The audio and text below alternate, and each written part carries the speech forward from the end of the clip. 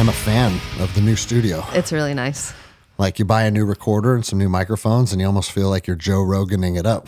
It's really nice. Did you always have the table? No, this table, do you know Scott Wells? Mm-hmm. His wife made this for me. Huh. So she poured this. What? Yeah, she like pours the resin and gets all these designs and whatnot. I like it. And so, yeah, it's really cool.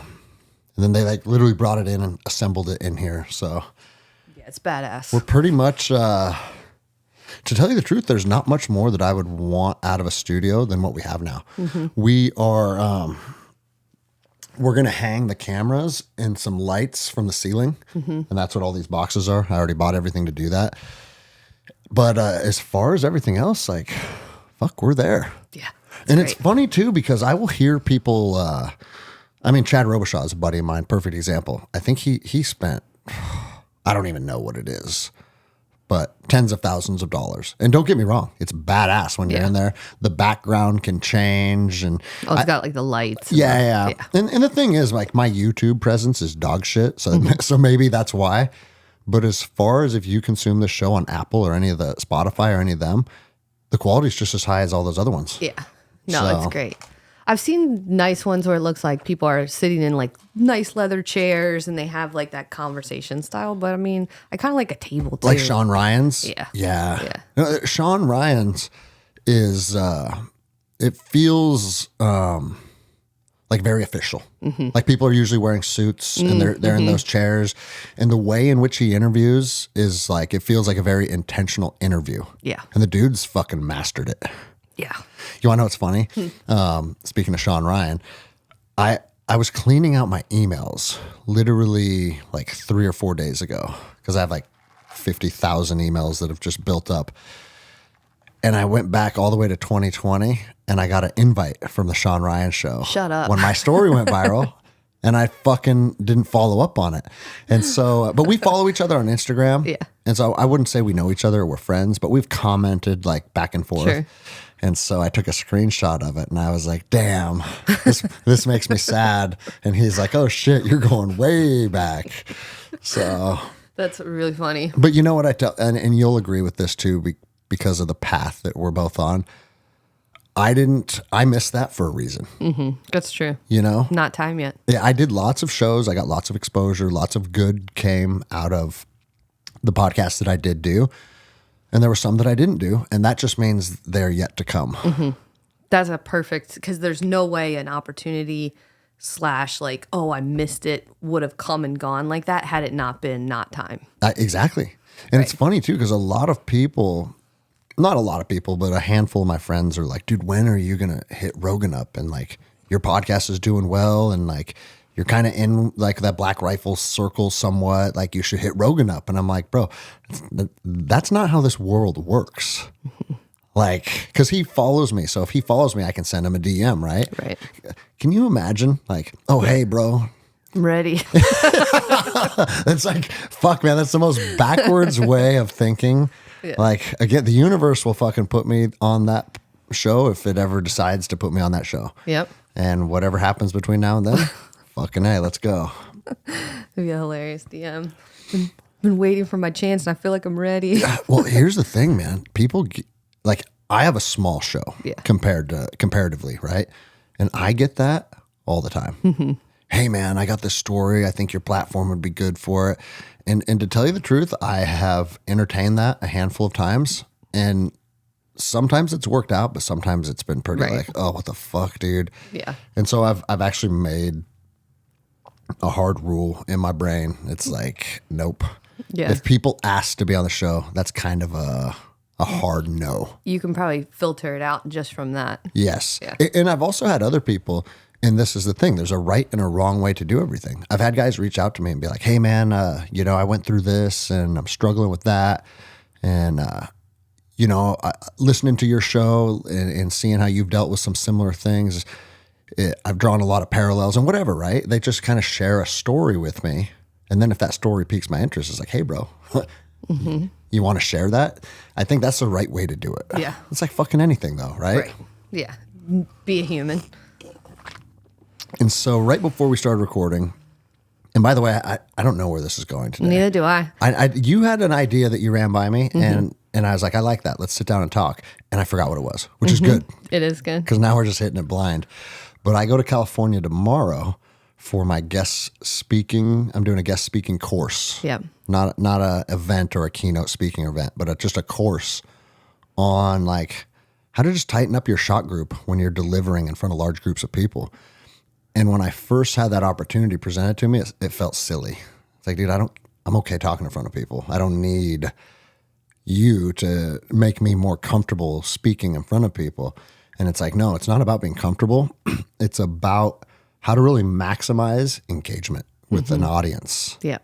And then he kind of talked me through his principles and kind of how he does it. And I was like, oh, fuck, there's so much more to this than I thought there was. Yeah. I feel like anything that you want to be a master of, you're going to take the time to go back to the basics to be better. Yeah. Build the base a little bit. You know, it's funny when it comes, and we have a leg up on a lot of people when it comes to embarking on a new journey because of our experience with jiu-jitsu. Yeah. Because the journey of, I won't say mastering, because I don't think you ever master jiu-jitsu, becoming proficient at jiu-jitsu. The journey to becoming proficient at jiu-jitsu mirrors almost any endeavor that you set out on. And I was actually reading a book about magic. Yeah, and you're laughing. I know you're doing this. No, because I had a magic conversation recently with Kozak, and so, you know. So this book talks about magic and being able to manifest and direct energy and things like that. And one of the things it said once people start to just get like this initial understanding of how to work with energy, man, they're a fucking black belt world champion. They're telling people about it. They're putting on seminars. They're doing they're ready to just like show the world what they've learned. And he goes, and what I recommend is as soon as you have that initial understanding and you start to have these experiences where you are able to direct energy, just sit with it and just be present with that level of understanding, because that initial understanding of energy work can literally go as deep as you want it to go. And I was like, oh, dude, as I'm reading it, I actually took a picture and sent it to some of the guys because I was like, this is jiu-jitsu. Right. You know, you get a blue belt that, oh man, like I have a really good guard pass now. Ooh, I submitted a black belt or two. Oh, I'm the fucking man. And that starts to stifle growth. Yeah. It's the initial, when you're talking about energy stuff, to me, that is almost like pure understanding before you start telling stories around it, before you put ego on it, before you put expectations. It's just like, here's what it is. Yeah. And that's, if you sit with that and always return to that and then just master that, no story, no ego, no expectation. That's probably like the purest form of any practice. Yeah. You know what I've noticed through all this, and I would love to go down the rabbit hole of plant medicine and manifestation and like self-belief and all the things that like our community is really taking a deep dive into. I joked when Tyler was on, like the Jiu-Jitsu Academy has become an onboard process for like spiritual enlightenment. And it's like a lot of the concepts and what you're taught and what you receive and even what you experience in the moment is it's so real that it's palpable. And then when you're back doing real life 2 weeks later and you get a text message about something that pisses you off, it's like, motherfucker, dude. And it's like, I'm cognizant of it. I know that that's not the energy I should be giving the issue at hand, but I can't stop that fucking hamster in my head running. And that's where I'm stuck with all of this. Yeah, man.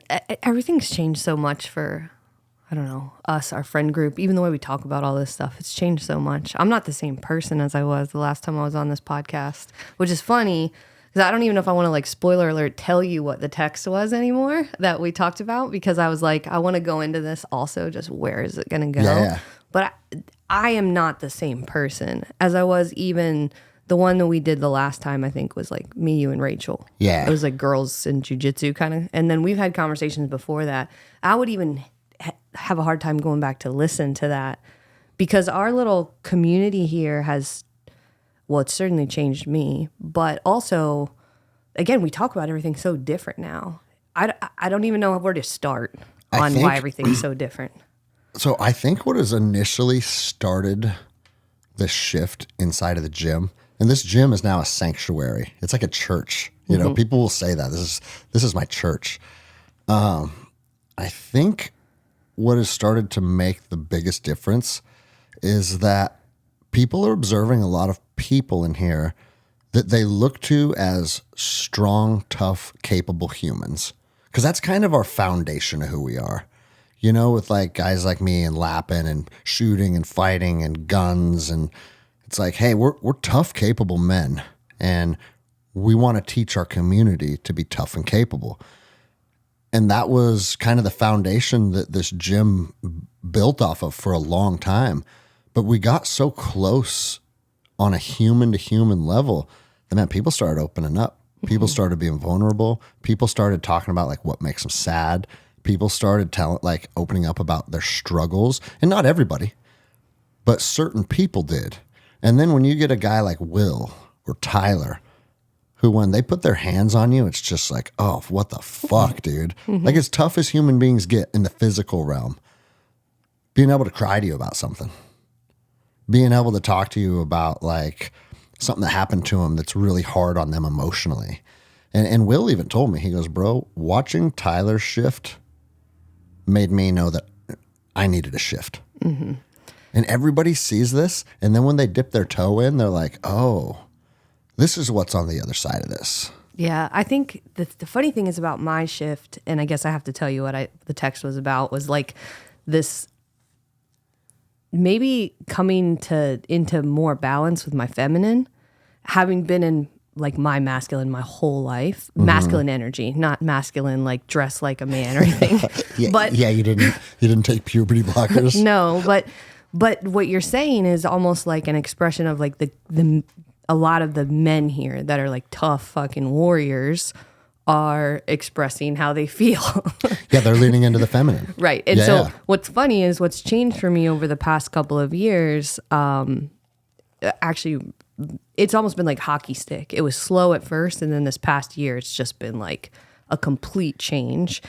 Is one, healing my feminine, being comfortable with her, like letting this come out, and then putting it in balance with my warrior, with my masculine energy. And it's shifted who I am. And I think with this community here, it just hit me different, right? Like we're all kind of like allowing this to come out. But for me as a woman, it was startling because the vast majority of my life has been playing with the boys. Like in everything I've ever done, that's been my identity. As a little kid, at like 5 or 6 years old, I cut my hair off so I could look like my brother, so I could play with the boys. I don't want to mess with my hair. I don't want to wear like girl clothes. And I mean, I can talk more about how probably I got to that point, but I put on the identity of like my worth is being one of the boys. Like I didn't understand this balance of like my worth also being the feminine and like being a woman. It was like, well, if I can play soccer as good as the boys, then I'm included. If I can play baseball, if I can play in the dirt, and I liked all those things, but that's where I created this like identity. If I can be tough, if I can be tough enough to be included. I mean, that has been from childhood to teenage to going into the Navy to being in CrossFit and weightlifting to being in jiu-jitsu. The theme of my identity, my whole life has been like shutting down my feminine and being good enough because I'm in my masculine energy, and then I'm one of the boys. Do you feel like that kind of always made you feel like you're in competition then too? Always. And so my version, and it's perfect observation, is that my version of being in my masculine wasn't bossy or bitchy. It was competitive. Yeah. It was like, that was how I expressed it. It was like a competitive type of thing. Like, let me throw the ball farther than you. Let me see if I can hang in this round as long as you. Let me see if I can stand here, in whatever, as long as you. It became a game. It was still the same thing, though. It was this shutdown of the feminine, and that all of my worth, all of my programs, and like programs being not necessarily who I am, but like what I can do, became being one of the boys. Yeah. And that's what's shifted for me so fundamentally over the past year is this appreciation for being the feminine and being a woman. It's like, and then when we look back on it, you just want to say, duh. right. You know, like a beautiful woman that has birthed children and raised babies, like that is a fucking amazing accomplishment. And it's an amazing feat in like the way in which you nurture and help people grow. Like all of that was always in you, but you were just hiding that, huh? Hiding it. And I mean, if you know me and you've known me for a long time, you wouldn't say that I wasn't soft. Like there were, but the way that I considered myself, all of my worth was attached to the warrior. Well, let me ask you this, and we don't need to like really hash all this out because I will link your last episode in the show notes. And I know you say you're a completely different person, but one of the big like themes of our first show together was about how you 100% transformed the physical. Because remember, I saw a picture of you on Instagram and you were like super fat. And I was like, I was shocked. Yeah. Because when we met, I think you were already a CrossFit coach. Right. Mm-hmm. And known for being like a very, very strong athlete. Mm-hmm. And anytime, and it's funny because same thing with David Potts. Like when I meet people when they're in their after version of themselves, and then you come across a picture and you're like, well, wait a minute, what the fuck is this? What? Because I never had that. I've been able to, I've had ebbs and flows, but I've never completely fallen off the wagon. Mm-hmm. You certainly did for a period of time. And now looking back on that, do you think this like confusion of who you're supposed to be played a role in that? Or is it? I think that was more, so how did I get to be like struggling with my weight and my physical body? I think part of that was an attachment to the identity of being an athlete. So I think one of the things I'll say is I'm not a different person. I just know who I am more. Mm-hmm. And I've allowed more of me to come out and less of the things that are the things I can do to define me. So how did I get to a place where I was 50 pounds overweight? Well, who I thought I was an athlete. So then after 10 knee surgeries, I'm like, well, I guess I can't be an athlete anymore. So I had removed this like piece of my identity. And so then I was stuck. Oh, so then you're lost. Then I'm lost. Yeah. And so then it's like, well, what the fuck do I do? Well, I didn't know how to eat. And so I had bad eating habits. I didn't have my athletic identity anymore. And so I gained 50 pounds after those pregnancies. And then I didn't know how to get it back. And I think I spent an entire decade of my life, probably the past 11 years, really mastering how to take care of your physical body with exercise, nutrition, all that stuff. And it became sort of another new identity of like, I'm the girl who can make this change. I see. I'm the girl who knows how to lift weights heavy. I'm the girl who like can help other people do it. I coached for 11 years. Like, so which is all good shit. All good shit. Yeah. Not necessarily bad. Still not me though. I see. Yeah. Just something I can do. Do you think it was like when you say not me, maybe you've just grown into a new version of yourself? I think so. I think growing is a piece of it. But what I am aware of now, and this is what's such a fundamental shift, is that I was out of balance because I didn't appreciate or allow myself to express the feminine at all because I didn't think it was worthy. And so that whole piece of me was shut down. So you say the feminine wasn't worthy. Yeah. Did you feel that specifically to you as an individual or just like that energy in society as a whole? I didn't even know it was the case. I did not know that this was true. Like if you had asked me a year ago or even maybe 18 months ago, I wouldn't have been able to express this. Okay. I did not know that was the case because I had always just said, I am athletic. I'm a tomboy. I like doing sports. I like doing these things. I'm very capable. Like in the Navy, for example, like, oh, I can do the exact same thing as the boys, right? Like I can do all of this stuff. Or I don't need help.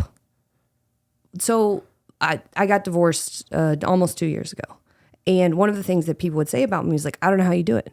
Like my ex-husband was gone most of the time. Well, how did I do it? I shut down the entire part of me that would accept help. Yeah. And so that way I could cope. I mean, again, this isn't necessarily a bad thing in some of the respects. Like I had to cope and like manage the kids and stuff on my own by necessity. But also like I was unable to receive, I would say I was unable to receive his love even when he was around because I had shut down the receiving part, which is the feminine. Yeah. Because if I can do it, if I can take care of it, if I don't need anyone, then why do I need a man to help me, even if I care for him or love him? Man, that kind of blows my mind because like you're shutting down your ability to receive love from him.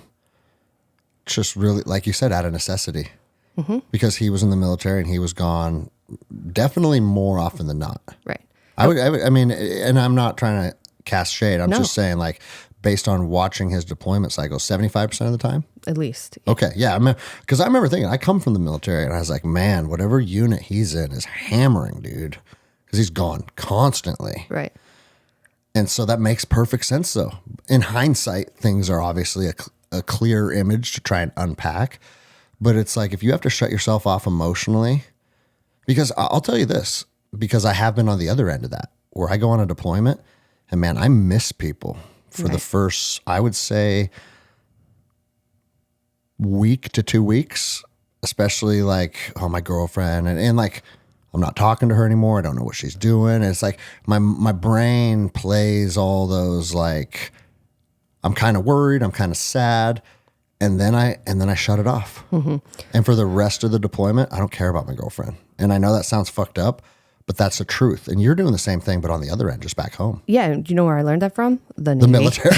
Yeah. You're like, oh yeah, I came from the military too. Yeah. I mean, it's like, that's and that's the not thing. like something they teach you. That's just something you find yourself doing. It's almost a necessity. How are you going to do your job if you're feeling Sad about shit back home. Yeah. And you think about like, well, how does that happen? And the reason that I thought about sharing this podcast, because it was like, or just this conversation, because I feel like we would have had this conversation, podcast or not. These are my favorite podcasts. I know. Like we'd be sitting here drinking coffee, talking shit. Right. The exact same. Is that I know so many women who are like incredibly capable and smart and all these things, who are in the exact same shut down bullshit that I was in, completely stuck in their masculine, unable to receive love, unable to be open and like, you know, flow into this like worthiness of this balance. Do you think part of being what you keep referring to as stuck in your masculine is literally a byproduct of being, obviously you talked about sports, tomboy, playing in the dirt and all that stuff, but I bet one thing that like really exasperated it is being a single mom. Because technically you weren't a single mom, but for all intents and purposes, the lifestyle you were living, you were. So now you have to carry both energies in the household as well. I think it's that, but it goes further back than that, because I think these things that we do, these shields that we create, or even these programs that we learn, are survival. So going much further back to childhood, and this is kind of some of the stuff that I've discovered, is like, you know, how did this even happen? Is like, you know, my interaction with my dad, for example. He passed away last year, but as a kid, the way that I received his love was sports. I mean, he had a difficult time with us as little kids, and he wasn't there a lot. But so like he would come to watch you at a game and you wanted to like make him proud? Or? No, it was like his time with me would have been around teaching me something, science-y or something. You know, he would want to take me and show me something, nature or sports. Okay. So if I wanted to spend time with my dad, it was, let's play catch. Let's hit pop flies to me and my brother. But then also there's probably some like abandonment stuff from my growing up and some pain and trauma that happened pretty early, just around a lot of things, from my interaction with my dad to some abuse stuff to some shit that happened where I probably created this, I can't be a girl. Girls are vulnerable. Girls are not worthy. And why the fuck do I want to be over there when if I'm much safer with the boys. Well, and again, like, you know that I'm an open book. The podcast, you can go wherever you want, but you can also not go wherever you want. know. So like, it won't hurt my feelings if you're like, hey, I'm not comfortable going there.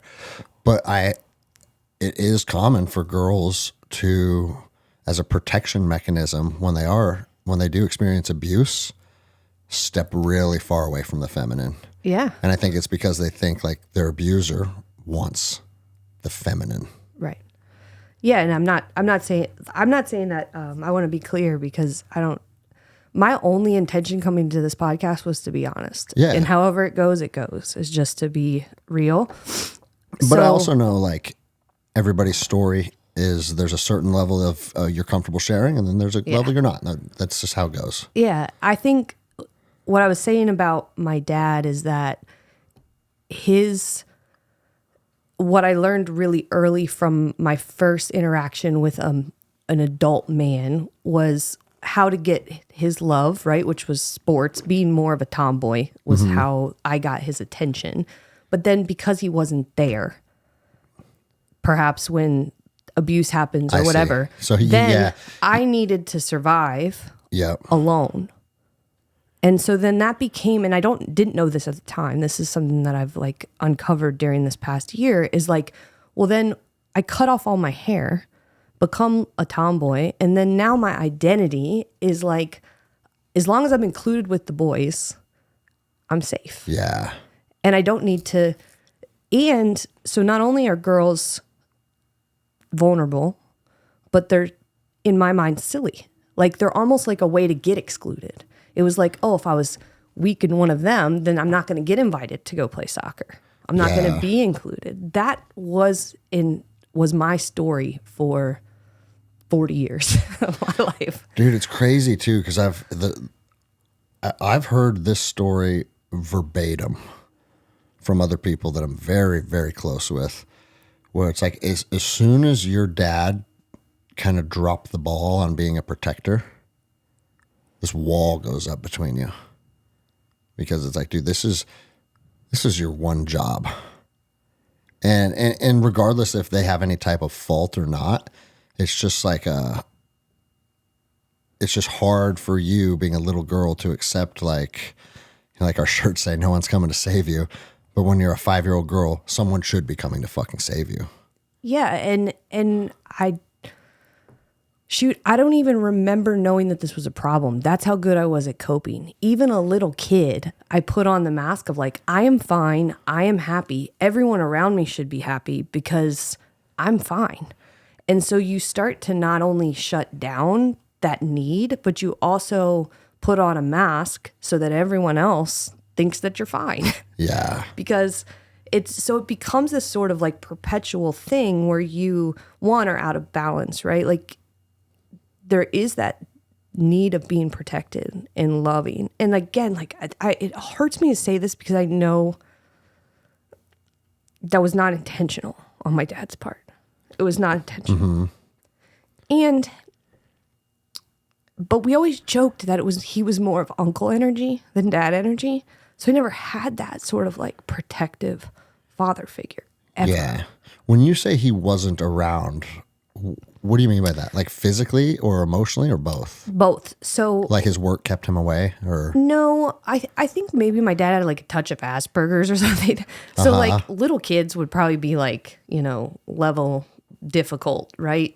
Just interacting, I think, was difficult, but he was just, and I appreciate him so much now. He just couldn't tolerate human bullshit. So it was like he didn't like to be in a social room because he couldn't handle it. He would lose his mind, Politics would send him off. Like he liked to be in the trees and with nature. So just what was his background? I'm just curious. He's a funny guy. Like this to me, I'm a fucking expert in these fields now, right?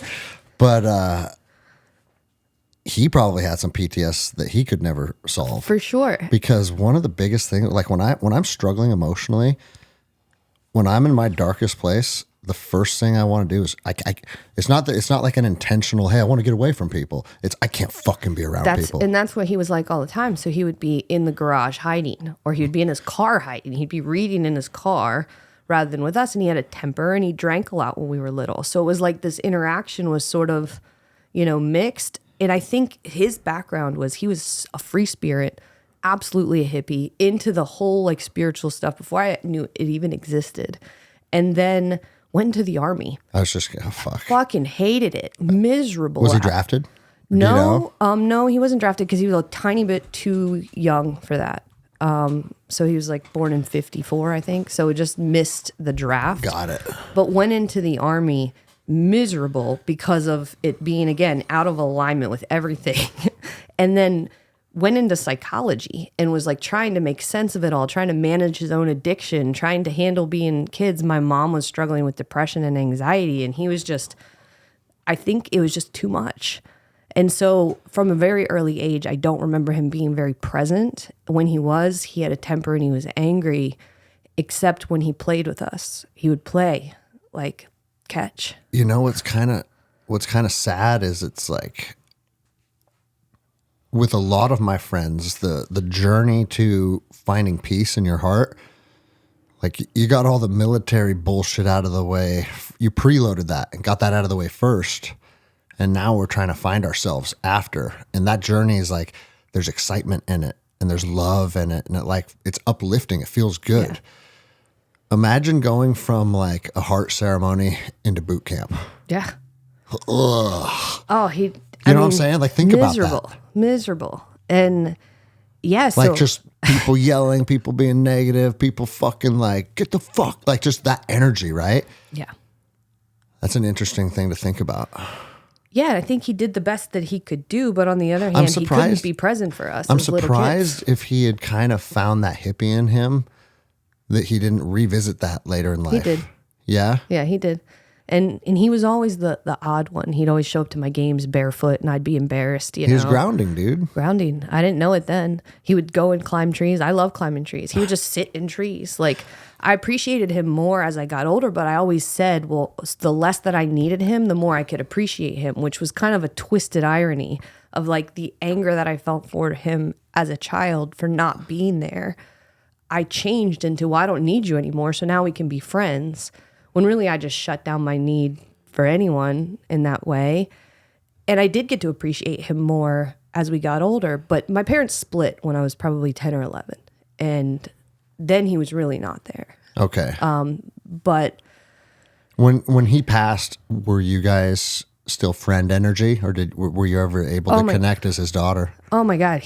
What's so beautiful about his passing was that, oh man, and it came too soon. He had a heart attack. So you didn't have any type of closure? It just was very sudden? Wait till you hear this. So going through the divorce, and I don't mind sharing this because at the end of the day, the only reason to have this conversation publicly rather than just you and I is if somebody hears it and they're like, oh, fucking, I'm not by myself. Yeah. But going through the past 2 years was a series of hitting sort of like a rock bottom around disassembling my life, kind of the stories. I was like going through a divorce, and the divorce was painful, just everything. But in the process of going through the divorce, I burned through all of my personal savings and all my business savings. And I was in the red for months and months and months. And around a year, and I didn't tell anybody. Again, same old thing, right? Didn't tell anybody. And I was inside it was, I've never struggled with depression or anxiety, so I can't compare it to anything, but it was like painful to breathe is the only way I would describe it. That's depression. I couldn't be with anyone because I just wanted it to be over so I could be by myself and feel the pain. That's more depression. Yeah. Depression tells you to isolate yourself. Right. The only place I came was here to jiu-jitsu. I would drag myself here. That was it. I would walk around Lake Stevens. I walked hundreds of miles. And then I would come to jiu-jitsu. But I couldn't even be here. I felt like I was taking because I didn't have 1 ounce of energy to give to anyone. You probably were inadvertently taking, but sometimes that's what the team's for. Yeah. And so this was, about 18 months ago, I was in this place, and the gym hosted a you invited David Price to come here and hosted the workshop. You guys probably heard about it on the podcast. But I didn't want to come because, one, everything was just so rough. But two, I was like, I'm not coming to this healing bullshit. They're going to beat drums and fucking hum. And so at that time, that shit still sounded silly to you? It didn't even sound relevant. I couldn't even fathom relief. Right. So the funny thing is like, I came because I thought I was going to learn some like breath work stuff that I could give to my clients. Okay. And it was a last minute decision. It was like, okay, I saw the thing you shared on your story one last time. I'm here. The universe got you here. Right. I got in the room. And Tell me about it, because I was out of town for it, remember? Yeah. I couldn't even breathe. So there's a big circle of everyone who came, and David sort of starts, with, we're all here. Like, this isn't just like us learning individually. Like, we're all in this room together. So this is going to be like almost like a collective experience. I didn't even know what that meant at the time, how like people's energy in a room kind of creates what happens. But he was basically saying like, safe space, we're all here, whatever happens, happens. He had people like go around and maybe say why they came or introduce themselves. And the minute my mouth opened, it was just tears. I feel like I was oozing pain. And that was one of the first times I let anybody see it. And dude, I feel it right now. Yeah. Sitting here. Yeah. And the funny thing about that workshop was, because he introduced a handful of tools, it was like, it didn't solve anything. It just ripped the gauze off of a festering wound. So it was exposed. So it's just like step one in healing probably would be just, instead of covering up all of the pain and bullshit, just pull the gauze off. And acknowledge what we're looking at. Right. And it was, if festering wound is as close to a description as it could be. And so I started working with David one-on-one after that. And ultimately, he invited me to a retreat in Costa Rica, an ayahuasca retreat. Well, I had no money, negative money at this point. I didn't know I was going to pay my mortgage. I wasn't sure how I was going to pay for Christmas. I wasn't sure I was going to do anything. And I was like, okay, I'll go to this retreat. No money. I bought a one-way ticket to Costa Rica. Hadn't paid for the retreat. But and I want to say one thing, because just in case people are tying or like connecting the dots. I went to Costa Rica and I worked with David Price too. However, he separated from the retreat I went to and started his own thing. And so that's the one that you went to. Correct. Because I just want to be clear, because I've talked about how my experience in Costa Rica wasn't exactly great. And that was not David. No. David is great. Like, he's I literally incredible. talked to him a couple days ago. So I just want to make sure that people don't be, I thought Greg hated that place. Like, none of that. It's a totally different experience. Yeah. And around the same time, so right when I started working with David, I started to be a lot closer with Tyler. He was supporting, helping, kind of like just being a friend. Well, because he was new to this stuff too, right? New, Give or take. I mean, Yeah. I forget everybody's timeline, but Yeah. And so some of the first things we did was like me and Tyler and Toby out in the woods talking all night long, Stones and Bones style,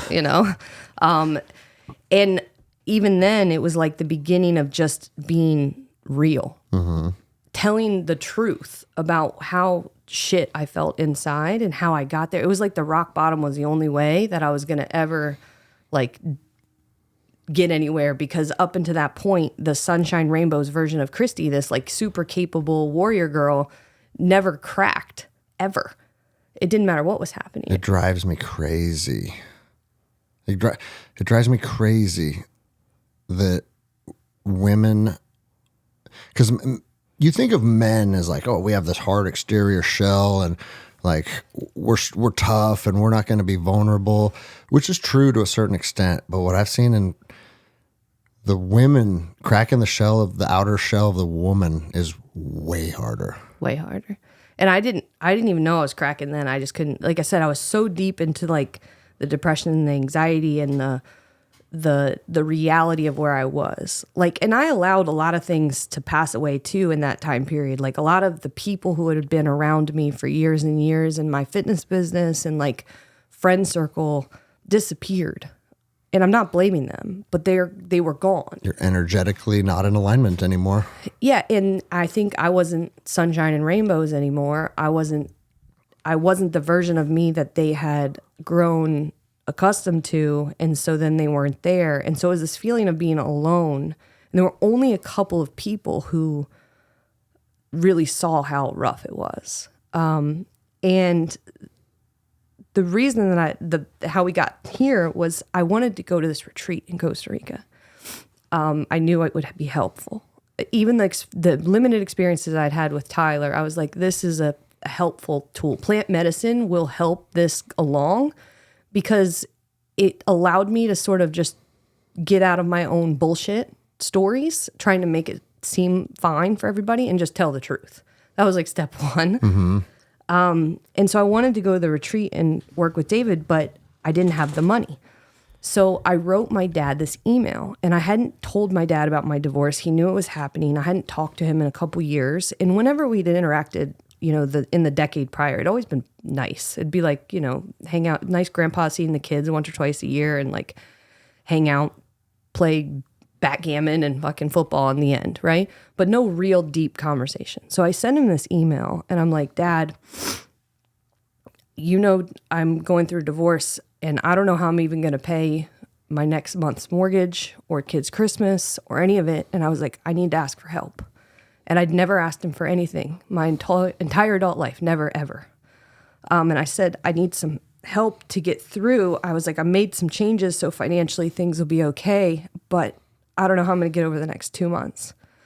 And I said, anything would help. 5 or 10,000 would probably get me over. And I said, but I want to use a little bit of that money to go to Costa Rica.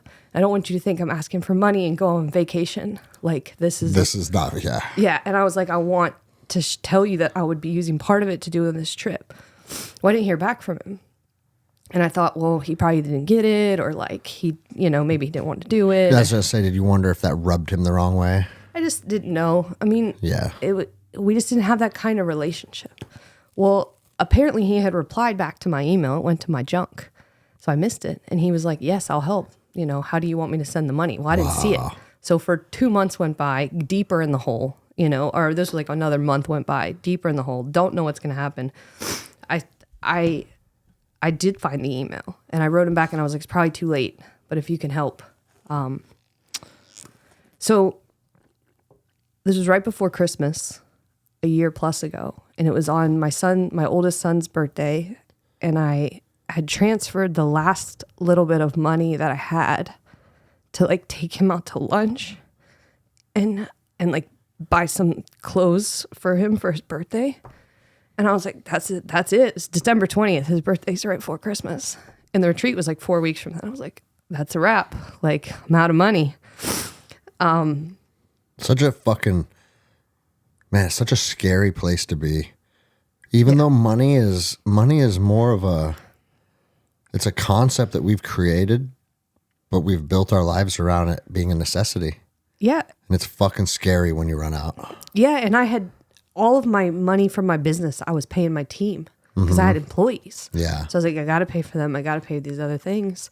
Well, I got home that day from taking Logan out to lunch, and in the mailbox was a check for $10,000 from my dad saying like, I'm so glad that you asked. I'm so happy to help. And so I was able to kind of get over the hump. And hey, you feel that energy? Yeah. He got joy out of helping you. Yeah. And which is pretty special. So special. And he was so happy that I'd asked. He was like, I can't wait to hear about ayahuasca. He's like, I've had all of these other kinds of plant medicine experiences myself, and I can't wait to talk about it.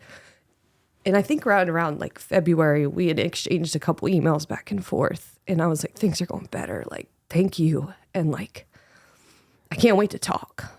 But we didn't talk because that's what happens sometimes. You like, you're supposed to set up time, but you don't.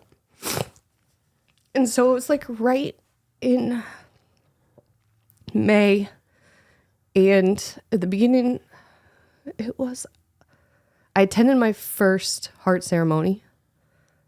And then a week later, he died of a massive heart attack. And it was sudden. He smoked his whole life. He knew that it was potentially coming. I felt him when he died because I was sitting at my computer here in Washington. He lived in Delaware. And I was typing, and all of a sudden I had this like shooting pain through my chest. So bad that I looked around to see like where my kids are, just in case like something I black out or something. That's how big this pain was. And I sat there and I just like it passed and I just took a breath and I was like, wow, that was fucking weird. And I laid down to sleep that night and I cried myself to sleep for no reason. I had no idea why. And it had been months since I cried myself to sleep and cried myself to sleep. And my sister called me at 5 a.m. and said that he had passed the night before. Right when I felt it. Shit doesn't surprise me anymore, though. No, it don't. No. This is, you know, like our oracle that we both use. She texts Jenny right when her dad died. Jenny found out, and then Dawn reached out to her and said, "Hey, I just felt the energy of what happened, and just wanted to let you know, like, we're gonna be okay," or something like that. And I was like, oh, "Damn." Yeah. So yeah, I mean, that's a real thing. Mm-hmm. And you know what though, Christy? Perhaps like why was he so eager to help you? He was so excited that I asked. Why was he so eager? There's probably part of his healing and part of his closure was seeing that his little girl was okay. Yeah. Regardless of what you interpret as your guys' relationship or how he held space for you when you were a little girl, you're still his daughter. Mm-hmm. And he probably started to find peace knowing that you were finding peace. Even if you didn't tell him, there's an energetic tether. He can feel it, right? Mm-hmm. Like every time you start crying, I start crying today because it's the tether that's, we're sharing it right now, right? Yeah. I'm just not tearing up. So when people watch on YouTube, but I'm feeling the energy, right? And it's not a sadness. It's feeling the energy. And then you went to the heart ceremony, which we both know was the path that really set you free. Would you agree to that? It definitely took this foundation of, I feel like working with David, again, all of this we do ourselves. These people who help, they're helpers, they guide. I feel like what happened with David is we set sort of a couple of directions. We opened up a bunch of doors. Hold on a second though. Let's dive into that next. But I just want to make the correlation that the heart ceremony, at least from the outside looking in, it's like, oh, fucking Christy's here now. Right. You are here now. Your dad felt that and he probably had closure and was able to fucking check out. Maybe. And it is. Because my dad died the day after him and I found closure. Yeah, I think you might be right. I never thought about that because I still don't know why it happened right after my first heart ceremony. And I'd love to share about what that was like too, because it was very different for me than most people. But the beautiful thing is that I do feel this sense of like my dad got to, I don't know if it's like karmic alignment or whatever. He got to take care of me when I needed it most and be a dad to me and like actually take care of my needs. And I allowed him to do it. I asked for help and allowed it, and then I received it. Yeah. I couldn't give him anything in return. I couldn't do anything except, and that's like that rock bottom. You know what you gave him in return, though? It was stepping into the journey of healing yourself. Yeah. That's what the fuck you gave him. Yeah, that's true. And guess what? That's what he wanted. Mm-hmm. No, I think it's a perfect story. Yeah. And you know, how old was he? You said 69. 69. So not old, but not young either. Not old, not young. You know, I have to tell myself that when I think of my dad who passed at 66. It's like, fuck, man, we could have 20 more years. But then I think about all the guys I lost in Ranger Battalion that were 23. And it's like, you know, pretty good run. Yeah. And the funny thing too is his partner said how happy he was that he got to do that for me and how proud of me he always has been, but that he was needed. Like did something for him to be able to give, and I receive it because I'd never asked him for anything. Yeah. And that's because you're too tough to ask for help. That's what happened. Now hindsight, he was waiting, and he didn't know he was waiting. But when the opportunity arose, that made him feel special. Yeah, that's pretty cool.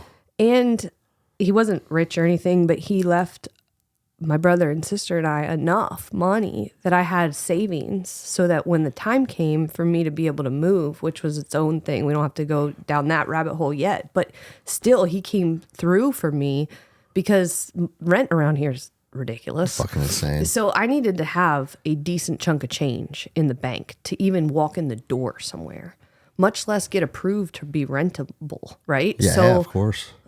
because of the money that he left me, it allowed me to get into a place that's my very own, like, first place. And it's beautiful and incredible. It's the best place ever. And I like your place. yeah, and that's because of him. He took care of me in that sense too, in another, like, really key moment. And so, yeah, I'm just thankful. So how cool is that now, instead of, and I'm not saying you were harboring any negative energy towards him, but now instead of even holding on to, like, he wasn't there for me, it's like, when you think of dad, you remember dad with gratitude. Yeah, and I love all the things that I learned from him around this appreciation of nature and just, like, calling bullshit on people's programs and on religion and on all these things that as a kid, I mean, we did him dirty a little bit. I mean, I remember dragging him into church believing that if he didn't come and, like, accept Christ as his savior, he was going to hell. And again, I'm not saying this is any critique on anybody's spiritual religious beliefs. Yeah, you're just saying, looking back on it, it felt like you were kind of putting him in a bad position. I'm saying part of the distance that was created in my family was the fact that he was not a, quote, born again Christian. And as a child, I learned that he was evil and going to hell because he wasn't.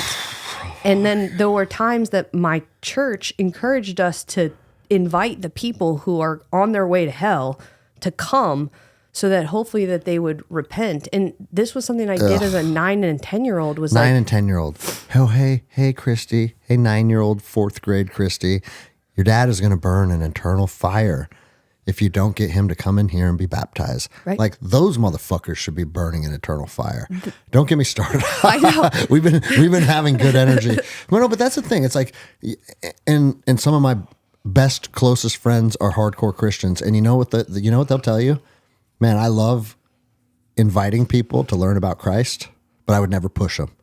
What does Tyler say about his stuff? Man, I'll invite you, but I'll never ask you. yeah. You know what I mean? Like, it doesn't matter what spiritual practice you're partaking in. Don't shove it down other people's fucking throats. Let people arrive where they want to arrive. Because here's the irony in all this. If I trick you through the use of fear and manipulation to believe what I believe, then guess what? You don't believe what I believe. You're just doing what I'm making you do through fear and manipulation. So why the fuck? It's bizarre to me that people land on that. Yeah. Because the people telling 9-year-old Christy to get her dad here before he burns, in their brain, they also think, like, I'm helping this guy. Right. And Fucking nuts is what it is. And so, like, in hindsight, he's a human. He made some choices that hurt me because humans make choices. But he also, I see his situation a little differently now as, like, why he wasn't there. It was this. He was on a different path. Simple as that. Yeah, he wasn't there. And so it's funny that you say, like, the energy now is like this full circle. I didn't know I was angry at him. I didn't. I was just like, I don't need him. I'm good. And so that turned into anger, turned into, like, again, going heavy into my masculine. It's like, well, then I'll just be good enough in all these other ways. And he probably was angry at you too. Probably. You know? Wow. Yeah. And my sense of worth, of being wanted, of not being abandoned, became more of, like, I will be happy enough. I will be good enough at things. I will work hard enough. These are all, like, not necessarily bad traits, but they became my worth. Yeah. I was easy to get along with. I was likable. I was a hard worker. I was a good leader. I'm a physically capable. These things became me. Well, and I've talked about this on the show a lot because I had a similar upbringing where dad was hard as fuck on me. And I shouldn't say similar, but I'm drawing similarities in the fact that, man, in order to impress my dad or make me seen or make him value me, I kind of had to step outside of who I really was. Yeah. And then I look back on that, it's like, there's no doubt in my mind now that I joined the Ranger Regiment to prove to my dad that I am tough. Mm-hmm. I'm not a soft little pussy like you think I am. I'm a tough man. Look what I just did. And on one hand, you look at that and think like, fuck, man, that feels kind of dark, right? But on the other hand, it did make me tough. Mm-hmm. And it forced me to be able to endure hardship and become mentally and physically tough and be able to stand up for myself. And like, it instilled discipline and it instilled like character traits in me that they're really imperative for me to have to grow into who I am today. Mm-hmm. And so then it starts to make you think about these paths that we all find ourselves on.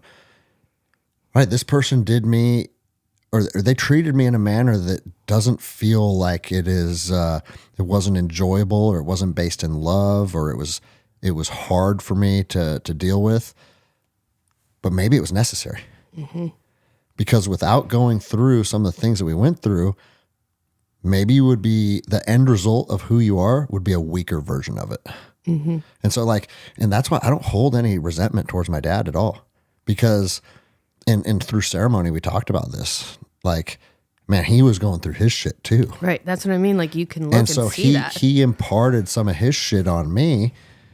And instead of being upset about that, it's like, hey, you know what, dude? I got it from here. Mm-hmm. I'm going to take the reins and I'm going to try and sort through this shit so I don't impart this on my kids. Mm-hmm. And I have to a certain extent, but like, hey, guess what we can do? We can always steer the ship and start to change the trajectory. And I think that's what we're all just trying to do. Mm-hmm. But, no, man, like I think all the bullshit that we deal with, I think we asked for it. We did. I mean, think it's all part of it. And you choose it in some respects. And I think like a lot of these guides and teachers have said, we've chosen this for a reason. And so I don't hold anger and resentment towards him or towards my mom, but I did. Yeah. And then because I didn't like the taste of anger and resentment, I masked it with, okay, well, I'm just good. I'm fully capable and independent on my own. And the reason why this is a problem, because you're like, well, that sounds good. Like you took a hard thing and you turned it into a good thing. It is, except that I became completely out of balance and unable to receive. And then when life got to the point where that whole charade of like, look at all the things I'm good at, and started to disassemble, then I was left with, who the hell am I? Yeah. And I don't know how to receive. I don't know how to be loved. I don't know how to be in a relationship. I wouldn't call it a charade, because I've gotten rounds with you. Your toughness is certainly not a charade or a facade, right? Right. But if your toughness, if you've built that as your entire image, it's precluding you from receiving other aspects of being a human being. Yeah. And the thing is like, how are you going to be in a relationship with a man? For women who are listening to this, if you are entirely in your masculine, good luck. Yeah. Even if you're fun, even if you're good at shit, you are out of balance. You cannot receive from him.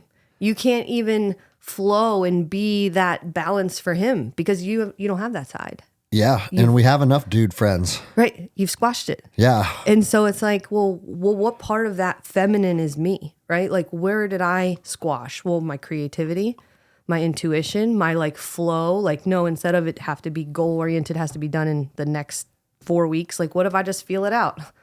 That's feminine energy. Yeah. What if it's just creates? It's like the opposite. Right. No, you don't have a fucking timeline and a list. Right. What if it's just being okay with resting? Yeah. Softness, feminine energy. What if it's just being beautiful and natural and not worried about it being fucking perfect? That's more feminine energy, or just allowing someone to take care of you. Take care of you. That's what I was going to say. I saw something, I think it was a meme. It's funny we reference memes when we're having like deep conversations, right? But it resonated with me because it was truth, and it said,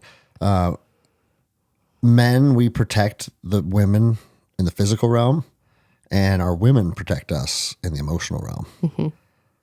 And so like you have to have that as a man. And when you don't have it, you don't even know it's fucked up. You don't even know it. And then once you feel that, you're like, oh, this is that feeling of being like cared for on an emotional level. Because what do people always say? Men just are physical. Men are just physical. It's like, no, having sex feels good. Congratulations, men are physical, right? Yeah, and that's a big part of being a man, is chasing that physical desire. But the desire to be like nurtured emotionally, when a woman can give you that, boom. And I didn't attach any value to that. Yeah. Because I thought, well, I have to, be good enough in these other things. And most women, and this is where I've shifted so much, because society has created a structure in which we've both crushed the feminine in males and females. We haven't put the value there. Then instead, a woman's worth becomes, what can I do? Can I be a surgeon also? Can I be a naval warfare officer? Can I be this? Can I be that? Then I'm worthy. Or it's gotten so fucking bad in the last couple of years. Can I be a male boxer? Right. So it's like and fight men. And I feel like that those things are not bad. You can express your abilities in all sorts of ways. But when it's out of balance, which is what it was for me, then that creates an issue. And so it's like, yeah, what is it like to receive love?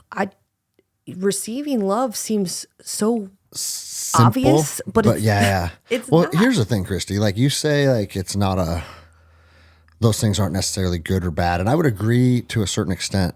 Like if you are a career-oriented female and you want to be a CEO of a Fortune 500 company and you want to wear a fucking pantsuit every day, go do that. Like, congratulations. Like you could get rich. You could go be entrepreneur of the year. Like, go do that. Right. But don't do that at the expense of making women that want to just stay home and raise babies feeling like they're less than, or they haven't accomplished what you've accomplished. Because I feel like our society is putting pressure on women to step into the workforce, or, hey, you know what? You can be firefighters, you can be cops, you can be surgeons, like you said, which is all true, right? But they can also be moms. And in my opinion, in my personal opinion, it's more admirable, because I think being a mom is the hardest thing for a woman to do. Because, dude, I've said it on the show a lot. Being at home with a child is more challenging than being a fucking Army Ranger deployed to combat, because I've done both. And one is dangerous, but guess what? You get used to danger. Danger just becomes your new baseline. And one is an endless emotional struggle without a clear path to where you're trying to get to, and tons of confusion and frustration and like, fuck, man. So it was a blessing and it was a curse that when I left my last deployment in Iraq, and Jenny said, I don't think we can do this anymore. We have a baby. And so she was the breadwinner for a while. And I stayed home with Siler when she was fucking newborn. Fuck. Like, that's the most honorable thing that a woman can do, in my opinion. Yeah. And my children are amazing and I love them more than anything. And I remember how difficult it was, because I had Logan when I was still in the Navy, having to drop him off at 6 weeks or 7 weeks to go back, put my uniform back on and go back. It ripped my heart out. What the fuck are we talking about? If we're being honest, like from the beginning of mankind until when do we tell a woman, give your baby to someone else and put your BDUs on and shine your boots up and get back on that boat? It just feels out of alignment.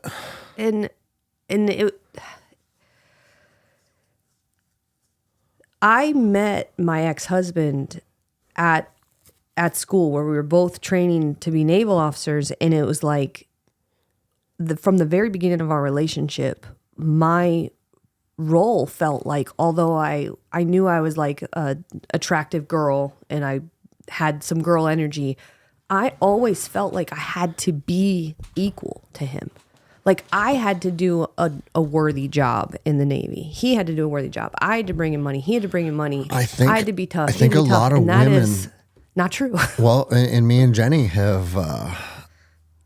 This has been. I don't know if I want to call it an issue. Maybe a concern is a better way of putting it. Because Jenny, there's always a part of her that's like, you're the breadwinner. Like you're the one that makes everything happen. You're the one that brings money to the family, and like I don't do anything. Like sometimes she tells herself that story, which we all know is preposterous if you're a member of electric jiu-jitsu, because everybody here knows damn well that she's the brains behind the operation. I'm just good at running class. But regardless of that, we don't need to be in competition with each other with who's bringing in the money. Like if I was the breadwinner and she didn't help me here at all, but she's taking care of everything else on the back end, in the house and the kids and the nutrition, and also just the love inside of the household, like the warmth. That's what I'm saying. We don't need to be taking fucking score on who's bringing what to the relationship if we're both doing our part and our parts are making it work. Mm-hmm. I think that that's something that's starting to get ingrained into females. Like somehow your worth is diminished if your husband brings home dollars in bank accounts. And it's like, it's kind of bizarre. And it became, if you are not, so say for example, like my ex-husband brought in the majority of the money because of his role. Once I stepped out of the Navy, we were equivalent, and then I stepped out. But then I was like, well, what else can I do?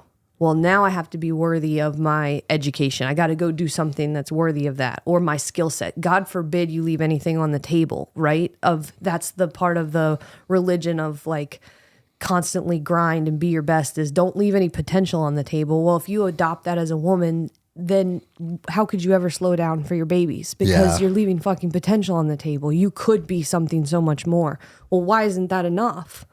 Or why isn't it enough to not like be the entrepreneur of the year or be the business owner of the year? It's not. It's potential on the table, right? So it's like there's this feeling of this lack, and so then you put on the sunshine and rainbows. So this is where women become extra good at this, is because when you shut down those feelings, then you throw yourself into this other stuff, whatever it is. And it doesn't necessarily have to be a career. It could be anything that you've attached now to your worthiness. Then it's hollow. It's the truth of it. It's like if a man attaches himself only to making money, and then he gets there and he's made all the money. Well, like, what then? Well, and here's the truth about money. And I'll throw this out here too. April 7th, we're going to have a wealth seminar at the gym with our wealth coach, Jeremy Newsom. He's going to do the podcast, then he's going to do a wealth seminar, because money is more of a mindset than anything. And I know people think that's weird when they hear that, because most people trade dollars or hours for dollars. But what you just said made me think of it, because all of these people will tell you, if the mission's to make money, and that's the foundation of your mission, you're never going to really make much money with that. The mission has to be enrichment and giving and helping and loving. And if you can make the mission about that, that's where you can start to find comfort in a financial realm. And the reason I'm bringing this up is because when I say that there's no shame in the man being the breadwinner, that doesn't mean that the woman can't go pursue things. And you still did pursue things, and you started Fit Me. And I think it's safe to say, and maybe this is an assumption, you can correct me if I'm wrong, but you didn't start Fit Me to get rich. You started Fit Me because you watched yourself go through a transformative period of time where you learned what physical health meant, and you wanted to share that with women. 100%. And how many fucking women did you help with that? Probably thousands. And I'm so grateful for it. It wasn't like that in itself was not good. Yeah. That was really good. And that's why I bring that up, because like not being the breadwinner doesn't mean you fucking, like that guy said the other day, the women should be in the kitchen baking bread. That's not me. Start your online groups, empower people, even have a job. If your job is something that you feel like is empowering yourself or helping your community, or fucking like whatever it is, still go do the things that your soul wants to do to contribute to your tribe. I'm just saying, like, if what you feel like makes your heart fucking really tick and what brings you joy and peace is running a mom's group at the park, then do that. Right. You know? And I loved it. And all the women that I got to interact with in Fit Me. Is Fit Me still going? No, I closed it in November. And I'll share why in a little bit, but I think. So do not swipe up into the show notes for a link to Fit Me. Yeah. But the thing is that all those things are good, and expressions of what we can do as men or women can be good, except that I completely was not honest or had shut down all of the other pieces of me. And so, for example, I moved cross country. We moved a lot in Navy family. Yeah. So moved a lot. On the way cross country, did I take any time off my business? Absolutely not. I did 12 calls a day all the way across country as I was driving 4 days straight by myself. Right? That was just like my standard. And I would get a lot of praise for that. Oh, can't believe you did that. You're burning the candle at both ends. Yeah, amazing. I got pregnant with my daughter right before my ex-husband left on deployment. Did that whole pregnancy in her first year basically alone and never dropped one beat on my business. You and Jenny should start a support group calling Rearing Men's Children While They're Deployed. Right. But I didn't take any time off, not 1 minute off of work during that whole time with Georgia. And it was because I was like, I can do it. I'm fine. And that was not, I needed to be kinder to myself. Yeah. Give myself some time with my newborn. Give myself some time to be sad when I left my friends each time, but I didn't. And so that's why I said I was out of balance. And because of that, I couldn't express honesty to my ex-husband. Let's be real. Mm-hmm. I mean, I did tell him things that were clues that our marriage was going to end. But my ownership of like where things went wrong is I didn't tell him what I needed in a way that I guess he could receive it. Maybe he couldn't receive it no matter what. But the truth of it was I would be like, hey, I need you to be here. Oh, you're not? I'm fine. Yeah. So I would go just back to being fine when I really needed to say I'm not fine. Do you think maybe you didn't even understand it yourself, though? I didn't understand. So I mean, you certainly can't set an expectation on a spouse if you don't even know what you need. No. Yeah. I was super good at coping. So that's called a doomed relationship. Right. And so the thing is that like as we get to this place where my marriage ended, all these things are rock bottom, I'm more alone than I've ever been in face to face with myself in this pain. And I start to uncover things that I'm like, oh my God, I had no idea. When you say that first heart medicine ceremony is when like you sort of kind of crack things open. Yeah. Mine was the exact opposite of experience of most people's because of how guarded I was. So did it just kick your shit in? Oh, you have no idea. So, I don't, because I wasn't there. Oh my God. So most people. Well, so let's do this then. Let's do this. I want to, because we got sidetracked when you said ayahuasca feel like it opened 5 doors in front of me. Right. And then heart ceremony followed that. Yeah. So let's just go in chronological order of plant medicine. Yeah, I want to hear how ayahuasca, those 5 doors. I want to understand what you meant by that because I have no idea. And then we'll jump into the heart medicine. Yeah. So my very first, I had never experienced any psychedelic experience ever in my whole life until this season. So first experience is being stones and bones, mushrooms, right? So you had psilocybin. That was your first drug ever. First, I had smoked pot. Okay, yeah. But no psychedelics. Got it.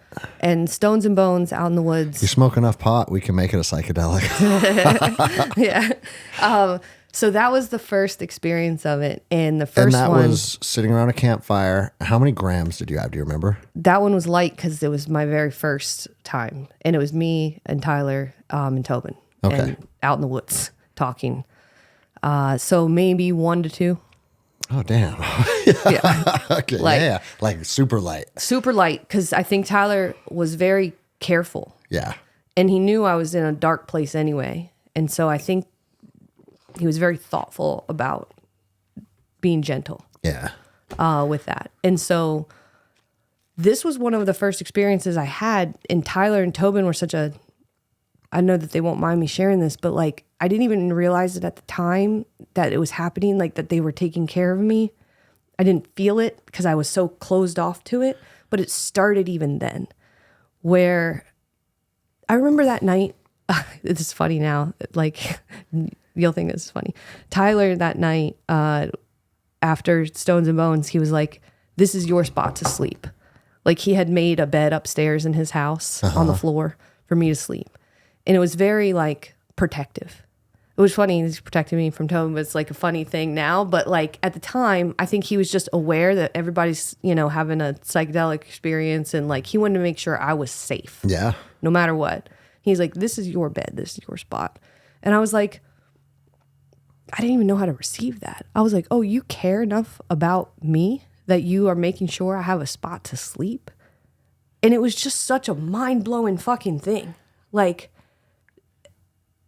And that's literally, that wasn't even Tyler wasn't even thinking, hey, I'm going to show her some love here. He's No. literally just he's like, taking care of you. right. He's like, "This is my friend. She's, staying here and I'm going to make sure she's got a spot to sleep." Yeah. And like, that was just the beginning, but that was the first plant medicine experience that I had. Do you care to go into any details on how the psilocybin affected you? It just,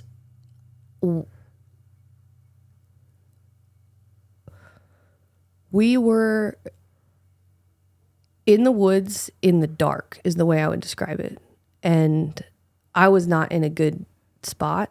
And I think that the psilocybin allowed me, and the reason I say it was dark because the whole experience was dark, because sometimes that's where you're at and it's just the reality of it. And I was able to talk, and I just talked, and they listened. They literally just listened. And you feel like that's one of the first times ever that you've just been able to share what's going on? And they didn't judge. Yeah. There was no judgment. There was no, "Oh, you're supposed to be this thing." It was just, here's the raw root of like all of this shit that's going on and how my heart is broken. And they just listened. And so the psilocybin helped me be more honest, I think. Yeah. And it did lend a little magic to the woods in a way that now I'm in love with. But at the time, I didn't even understand. It Yeah. was just like, we're in the woods in the November in the cold, But you don't feel cold. No. And then we had a second, Stones and Bones style experience on New Year's. And this was all before I did ayahuasca. So this was, and then that was magical. It was like the beginning of finding light in myself again. We're all sitting around the fire and everybody's kind of going through it. And all of a sudden, I'm like, "Oh my God." Wow. Like, I feel light. Like, I can feel the actual light inside. Yeah. And I was so happy. It was the first sense of like relief that I had felt. And I was exploding with like lightness. And Tyler's looking at me and he's playing his drums. There's people all around the circle kind of going through the shit. And I was just ready to like climb the trees and sing songs, and I couldn't contain myself. Well, and that's the thing that I think is very important to talk about both, because I don't know how many plant ceremonies I've done now, but mine have all been the latter. It empowers me. It brings me happiness. It brings me clarity. Like, I enjoy plant medicine. But that doesn't mean that my next ceremony might be dark as fuck. Yeah. And I'm laying on the ground crying, right? And because I know a lot of people that I know, they're reluctant to do plant medicine because they're afraid of a dark ceremony. And the thing is that they come and The ceremony gives you what you need, not what you want. and I needed light. then I needed a little bit of joy. Yeah. And I was sitting in a circle with now what I would consider even like more family than I had ever known in that respect. Like these people are like my soul family. Yeah. But at the time I didn't know that.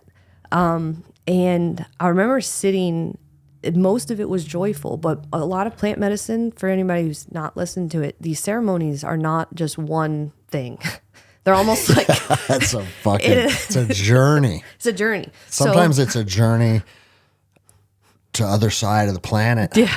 Like Yes. I was on my Viking boat fucking beheading people and shit. You know what I mean? Right. Like, Yeah. but like I said, that wasn't dark. That was enjoyable to me. Yeah. You're like, yes. I told David Price, get on my fucking boat, dude. Yeah. He goes, okay, mate, I will.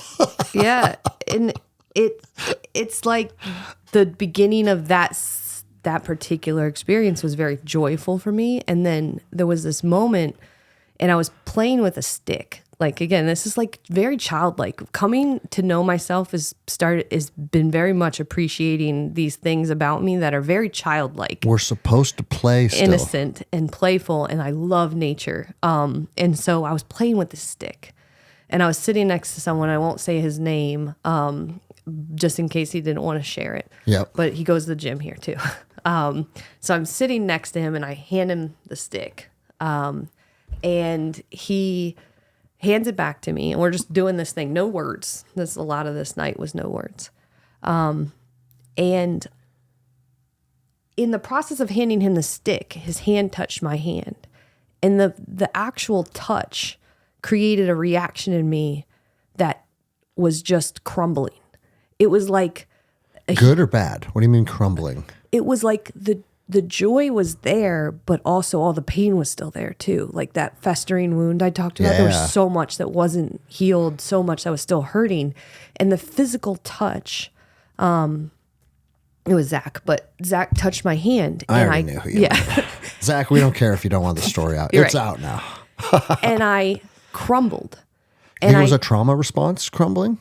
I just started crying, and I curled up in a ball, and he held my hand, and he just held me in his lap and let me cry and hold my hand. And again, like I had this experience where he's one of my favorite people, by the way, in case he doesn't know that motherfucker is down. Yeah. And the thing is like, again, I was in this place where I couldn't have pushed him away if I wanted to. I was in the medicine. I was still hurting so much. I'd had this like just kind gesture of touch, but then I crumbled, and instead of being like, it's all right, or just he just held me. This is a very masculine thing to do, would be to like allow me to just curl up in his lap and cry. And that's what I did. Yeah. And he held my hand and let me cry and just was there with me. It was... You know what this might sound ridiculous to some people, but you know what I just put together in my head? Is everybody around that fire that night, everybody was purple belt or above. Now. Think about that though. Like I think the mats help us connect to people in a certain way. And once you build that jiu-jitsu trust, it starts to carry over into different aspects of your life. Mm-hmm. Because like, I'm not going to say who's there because they might not be comfortable, but running down it, because that was the night that you guys also cooked the meat over the open fire, right? Correct. So everybody talked to me about that night. Yeah. I'm sad that I missed it. I know. Yeah. And so... Did you end up finding like rebounding? Or that night, yeah. Or was there... Okay. That night it did come back, and it was one of those...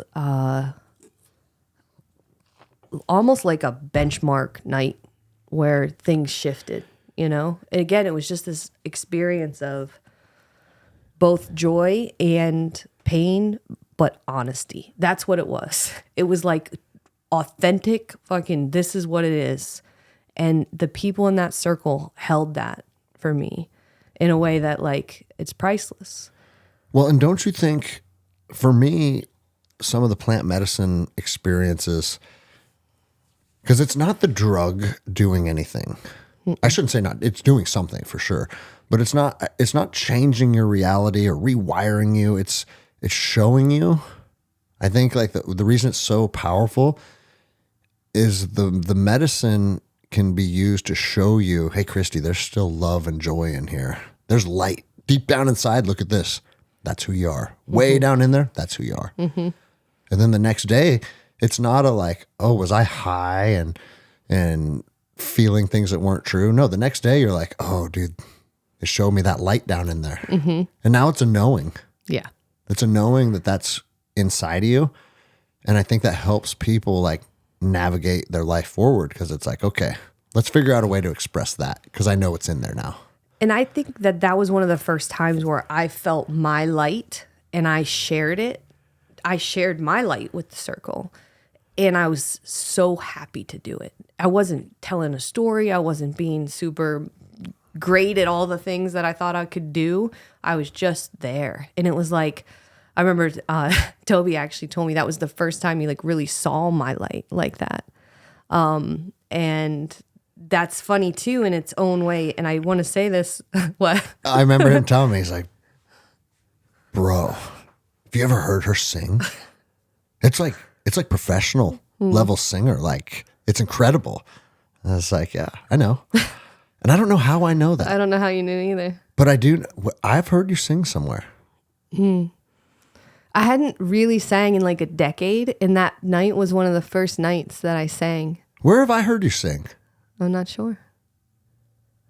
Interesting. Yeah. Did I just know that? You just knew it. But that night was one of the first nights that I sang. And How'd that fucking feel?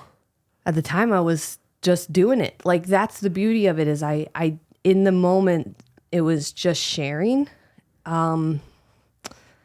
So plant medicine in that sense created this experience was about this shared circle where you're holding space for other people and they had their moments. Everybody kind of had a moment at some point, whether or not any words were spoken, moments were had and everybody was just there. But it was the more true to yourself that you are in those experiences, the gifts that you get, because you get to see who you are, it just comes out. But if you are in your own bullshit, you're telling yourself stories, you're being self-critical, you're in your programs, you're going to feel that too in plant medicine. All of a sudden, you're going to be in turmoil. Well, and other people can see it too. Right. And you're in turmoil. You can't hide. No. There's nothing. There's like a frequency of truth and there's a frequency of bullshit. And a lot of people live, and you know, some people that are so in their bullshit that their pathological bullshit frequency, you can hone in on it. Just normal day-to-day life immediately. Like, oh, that dude's full of fucking shit. Yeah. And then there's some people whose full of shit level is like way, way, way lower than that. And it's like, man, is that person full of shit? Or they lived a real crazy life, like those type of people, right? When you're in the medicine, every word that comes out of everybody's mouth is instantly known. Right, you can tell. Like, this person's walking in truth or this person's fucking full of shit. And Dawn's even said that. It's like, if you think you can lie during ceremony, just wait. Right. And I was like, Dawn, I'm not going to lie. But this is her first time meeting me, so she says that up front, you know? The thing is for me is that my full of shit, I thought was me. so yeah. In some respect, it looked. So you're not lying necessarily. It looked and felt very authentic. Your to soul people. Was lying. Correct. Your meat. I should say your meat suit was lying, and your soul knew it. Yes. So here's the master of it for me, and this is where I know people are stuck in this too. Is I was so lost in the full of shit. That is literally who I thought I was. And so when people were like, "Oh my God, you're so authentic," I'd be like, "I'm just showing you what the reality." Not true, but I didn't know it at the time. What? So do you feel like? Do you feel like it was on a subconscious level or a conscious level when you would be that full of shit person and try and be like, oh, like I got it figured out and I'm dialed in and I'm squared away and I can talk to you about this, I can talk to you about that. Like, looking back on it, do you feel like at times you were conscious of it, or it was literally just, this is my program, this is what I know, and this is what I show up with, because this is what makes people like me? And that is, I did not do it consciously. or I did not do it. I was not conscious of what I was doing. My programs were so ingrained from religion, from the military, from past traumas, from things that I had adopted as like worthiness, sports, whatever, that is who I was. If you want to know who I am, that's what I describe myself as. And the tricky thing about bullshit that people like is they reinforce it. They liked that I was so goal-oriented. They liked that I was so likable. They liked that I was so like... So now you're getting like, you're a fucking dog that's getting rewarded all day, every day. For a trick that's not authentic. Right. All day, every day. Just be the things that everybody's expecting you to be. And again, some of those things by themselves are not bad things. But it's like that became my identity and I couldn't see the difference. It was not intentional. It was like I didn't know the difference between real me and my programs and then the stories around it. Yeah. So the way I'd like to think of it, and I drew this after actually a heart ceremony, is that the core you is like who you are at the root. Like if you think of a person. We're on the same frequency because I was going to ask you that next. Yeah. So the root person is your soul, right? Your spirit, who you are. And I think without going into lifetimes or anything like that, it's your inner child, your balance of masculine and feminine, all those beautiful things, right? So then on top of that, become programs. We learn programs just to function, to brush our teeth, right? That's kind of a program, right? We also learn programs from religion. We learn programs from our country, from our parents, from our whatever, and they become these things that we can do or these things that we believe in, right? So it's like, for example, a program might be that you're a hard worker. So you learn how to be a hard worker. Maybe you didn't know, and now you know you can do X, Y, and Z, and now you are a hard worker. Yeah. That's not you. You know how to work hard. So you've learned how to work hard. But what is you? Right. So let me, because I don't really know what is me. This is the trick. You got to ask yourself, is this me or is this a program? Because not all programs are bad. No, so for example, and that's what I was going to say, because when you use the word, oh, you're programmed by religion, you're programmed by your mom, you're programmed by your dad, and it's like, oh, what is this? Good on some of them, right? Like think about even being an indigenous person living out in the Amazon rainforest. It's like, hey, if you're not in our huts by the time the sun goes down, a jaguar will eat you. Right. Because it hunts at night. So you build a program, I better be in the hut by dark. That's a good program. That's a good program, right? Some programs are good, but the difference is, so say if you, here's one of the clues, because programs are tricky, right? Like if I program you to be a patriot, right? Like let's say I make you a patriot. I tell you all the reasons you should be. I teach you what patriots do. You believe patriotism is good. You become a patriot. Well, then now your patriot program, I can put you against somebody else's patriot program. That's my and now enemy you guys now. are enemies. Of course. It's not you as a person, them as a person. It's your program hates their program, right? So if you meet somebody, say for example. Well, and let's dive into that a little worse or a little more too, right? Because sometimes my program versus their program, I would say historically, sometimes it would come down to like, who's going to survive this? Sure. Whereas in today's world, fuck, we could talk about this for the next 6 hours, right? Because in today's world, a lot of violence and warfare in my program versus your program, if we're being completely honest, if I met somebody that I had shot in Iraq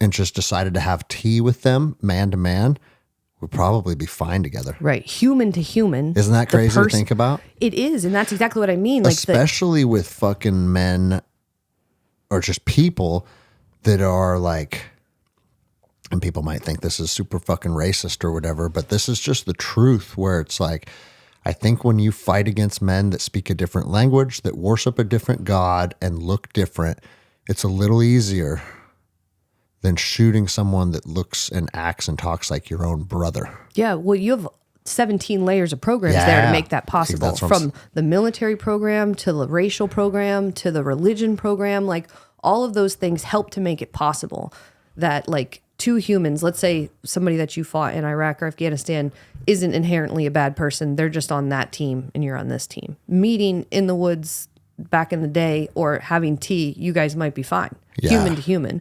But in this game of war, you're not. You're enemies. But so it would be so counter to you as a human to kill somebody who is not like evil person, right?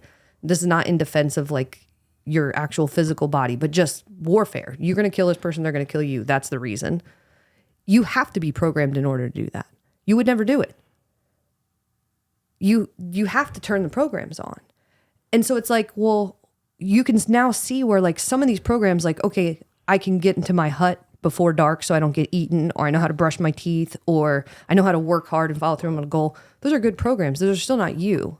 And so what happens is that we get so lost in these things that not only are they able to be manipulated, and we can go down that rabbit hole, like, I hate you because you're Muslim program and I'm a Christian program, and so they're things. But then relationships also become hollow. So it's not just in a conflict, but say the only reason I like you is because of your programs. Yeah. We're not actually connected as humans. I just like what you can do, and you like what I can do. There's some stuff we got to talk about offline, because people will fall in love with you For your programs. Exactly. It's like, oh, dude, look at, like, Greg can beat most people up. They love you for what you can do. It's like, oh, he knows how to fight. He knows how to shoot guns. And so what do they say? That's safe. Right. You know? The thing with you is that I knew you would understand where I'm coming from too, because the things that you can do are not you, but you get a lot of praise for them. You are a black belt. You are good at speaking in front of people. You are good at like a whole bunch of things that are not you. Those are just things that you do, but they become mixed up with identity when you don't know who you are. Now you know who you are. I shouldn't, don't say I know who I am, because I think that's a very dangerous thing to say. I'm trying to figure it out, and I think I'm open. Do you know who you are? Are you seeing who you are? I like who I am, for sure. Mm-hmm. I'm to a point in my life where I'm proud of who I am, and I have I no longer carry like an imposter syndrome around me, because, and even through not lots, but the handful of plant medicine ceremonies, even with Dawn, it's like, no, I'm comfortable where I'm at with who I am, but I wouldn't say, I don't know. Saying I know who I am would be like, hey, I know jiu-jitsu now. It's tricky. And it's tricky because I'm a 3rd degree black belt in jiu-jitsu, and I'm good.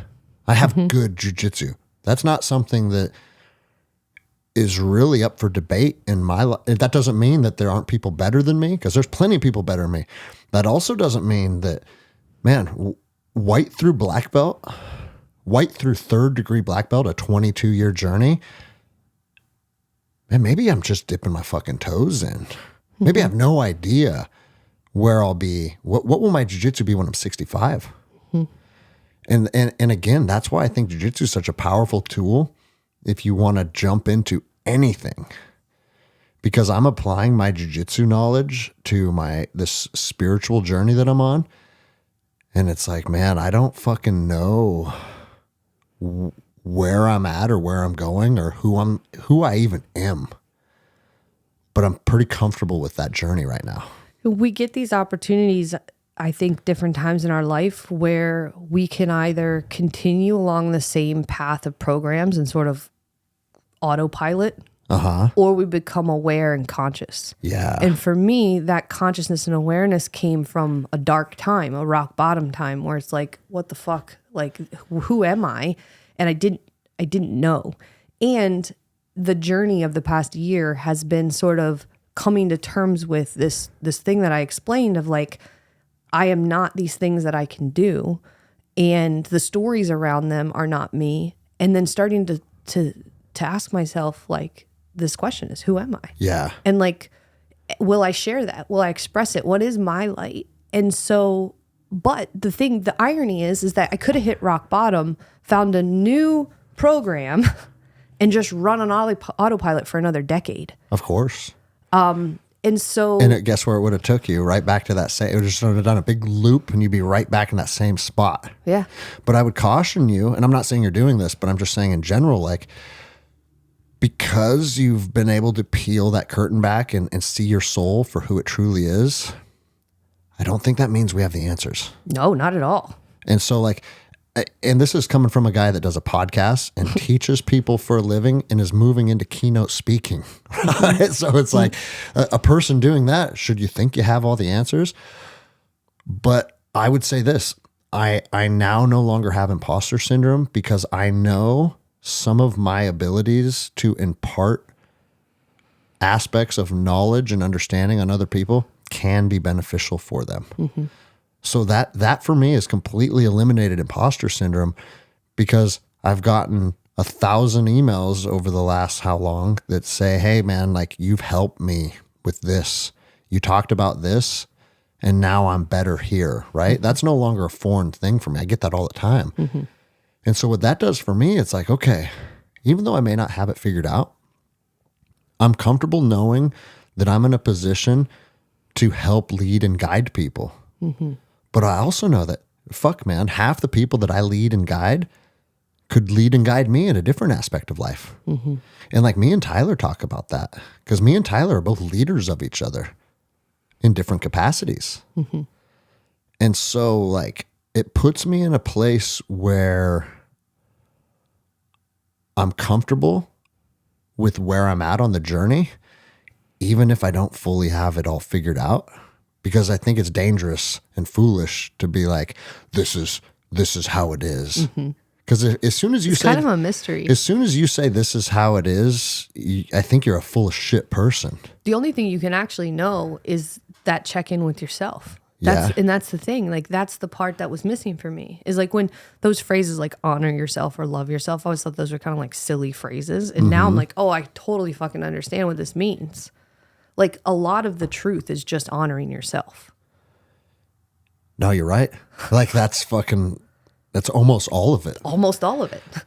But then it's like, take a person like Jocko, for instance, right? Anytime I listen to Jocko, I can feel that he's speaking truth. Mm-hmm. Like you can agree with his methods or you can say this or that. But at the end of the day, with what he shares to make you be a better person, it's rooted in truth. Mm-hmm. But that doesn't mean he has it figured out either. No. That just means, hey, these are the things that he has figured out that work to make your life better. And if you jump on board with some of the stuff that he does, is your life probably going to get better? Well, yes, it will. Mm-hmm. But the interesting part of this is that just because one person figured out something that works in this aspect of life, like there's probably aspects of his life that he's fucking struggling in, and you might never know it because that's not he doesn't show that side of him, right? But for me, I find the most success when we named the podcast The Endless Endeavor because it's like, as soon as you think you got it all figured out, life rears its ugly head and you're fucked again. Yeah. And just like you were saying. And there's beauty in that though. It is. And we definitely, even through learning and sort of like this awareness and who you are and becoming more conscious, like you don't have it all figured out.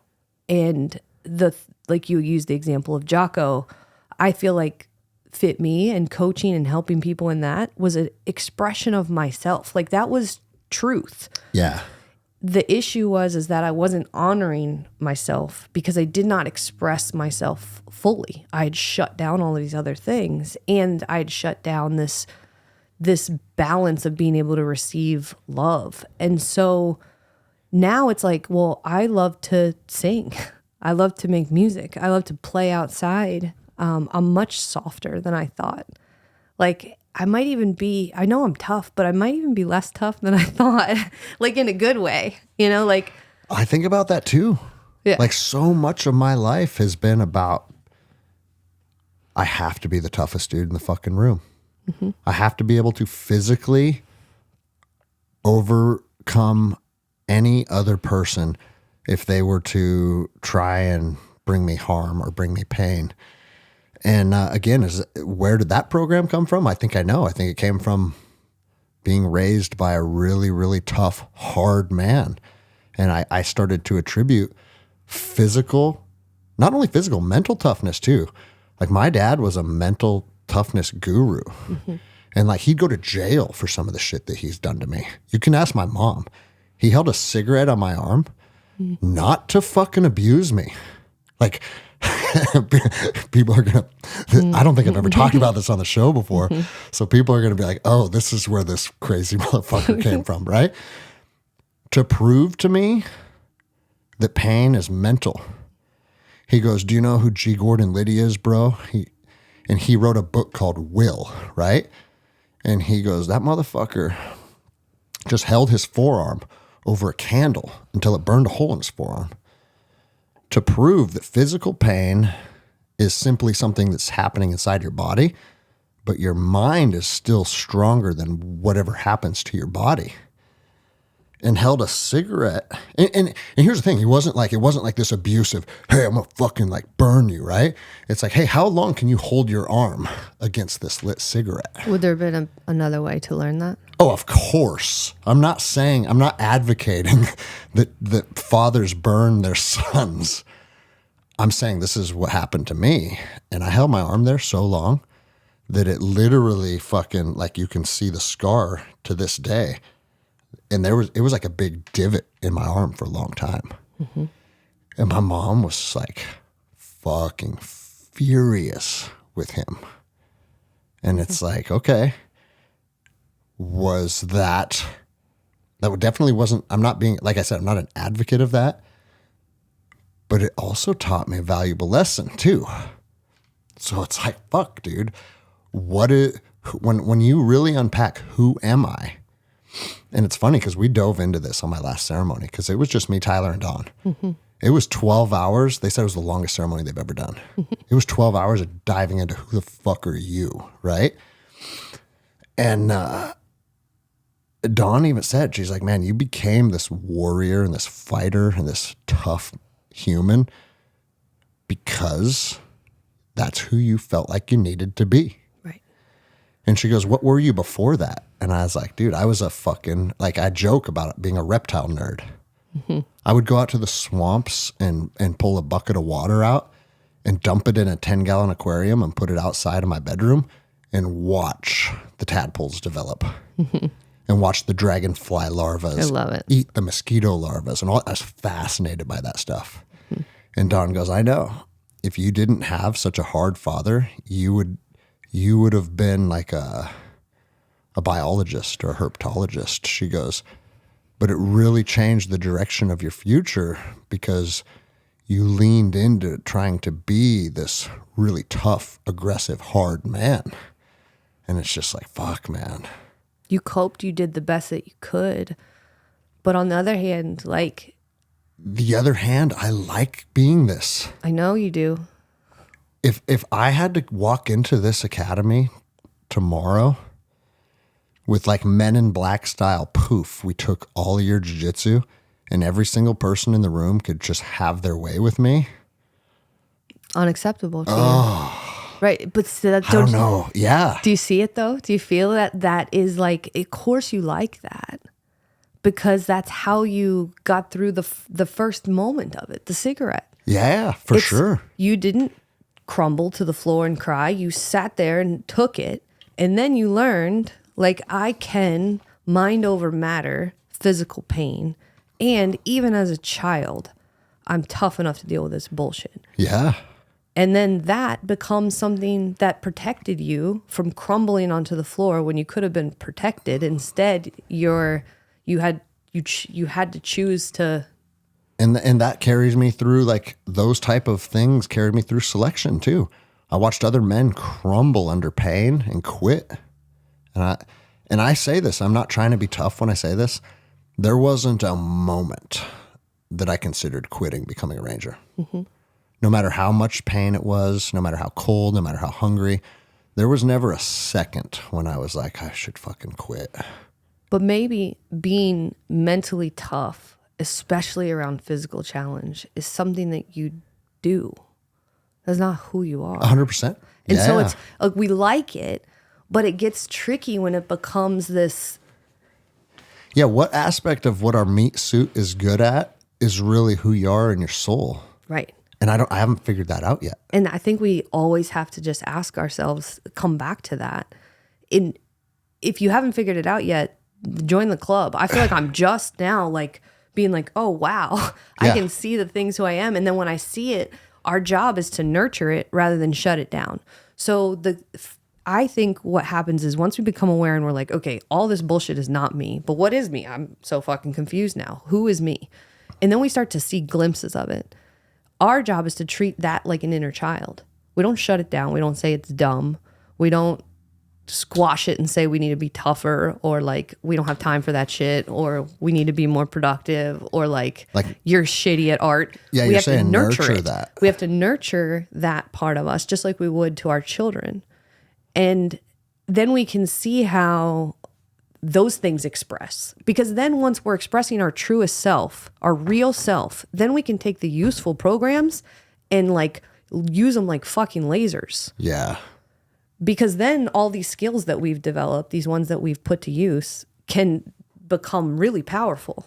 Because now they're in alignment with who we are rather than out of alignment. Yeah. Because the reason why people get so unhappy is because their programs become out of alignment with who they are. So say, for example, you're just a dude who wants to like hang out with frogs and, you know, lizards and fucking salamanders. Sit around with your kids and be, you know, 15% body fat rather than 9, right? Like, so say that's you. Like you would just rather do that and kind of dick around all day. But your program is something else. Like maybe you're a Wall Street guy, you got to make a shitload of money. That is your program. You're good at it. You're really good. Everybody loves you for it. But it's out of alignment with who you are. You would much rather have time to like hang out with your kids and, you know, do nature stuff. You're going to be unhappy. It doesn't matter how good you are at your program. So what you're landing on is that maybe being the Wall Street guy and making a bunch of money, if that is something that feeds your soul, correct, then you go do that, fuck yeah, that's where happiness is at. Yes. But if you're doing it as an expectation on others based on programs, that's where misery's at. Because you're right, you can take two guys. Oh wow, we're figuring shit out right now, right? You'd be out of alignment. Because Scott Stillwell, Black Belt Scott, you know him. We were talking the other day, and he goes, "Bro, I'm a commercial electrician, and the job site that we're working on, I forget what he's doing, but he's like, it's fascinating. Like the actual, as we're building these buildings and running these wires and doing all these things, he goes, it's like really mentally stimulating to me. He goes, I get paid way fucking like really good money to do it, and it's fun." And he's like, and then the guy that I'm partnered with fucking hates it, and he bitches about the job, and he says like he's miserable, and he's like, man, it's two men doing the identical thing, and we couldn't be more different in our perception of that experience. Mm-hmm. And that's probably why. Exactly. And so it's like once you start to get in touch with who you are and you nurture that and you love that and you honor it, then you can start to make decisions based on it. So then you're not like just living by your programs anymore. You're conscious and you can start to choose, and other people won't understand because they love your fucking programs. Yeah. They won't understand. But then you'll be like, no, this is actually what I need to be doing. So that's why people start getting off your ship, because they're like, I liked you for this, and now you're not doing this. Exactly. Goodbye. Exactly. Goodbye. Well, you know, and another thing, I'll probably have to do some plant medicine and think deep on this. But like I'm so, I don't know if concern's the right word, because concern sounds like there's fear around it. I don't think that there's necessarily, there might be fear around it. It doesn't feel like fear though. But I walk into a room and I have to fucking like size up what's going on. Who's who in the zoo, as they say. And it's like, if I think someone is a legitimate adversary, mm-hmm. I'm probably going to go talk to that guy mm-hmm. and see what's up.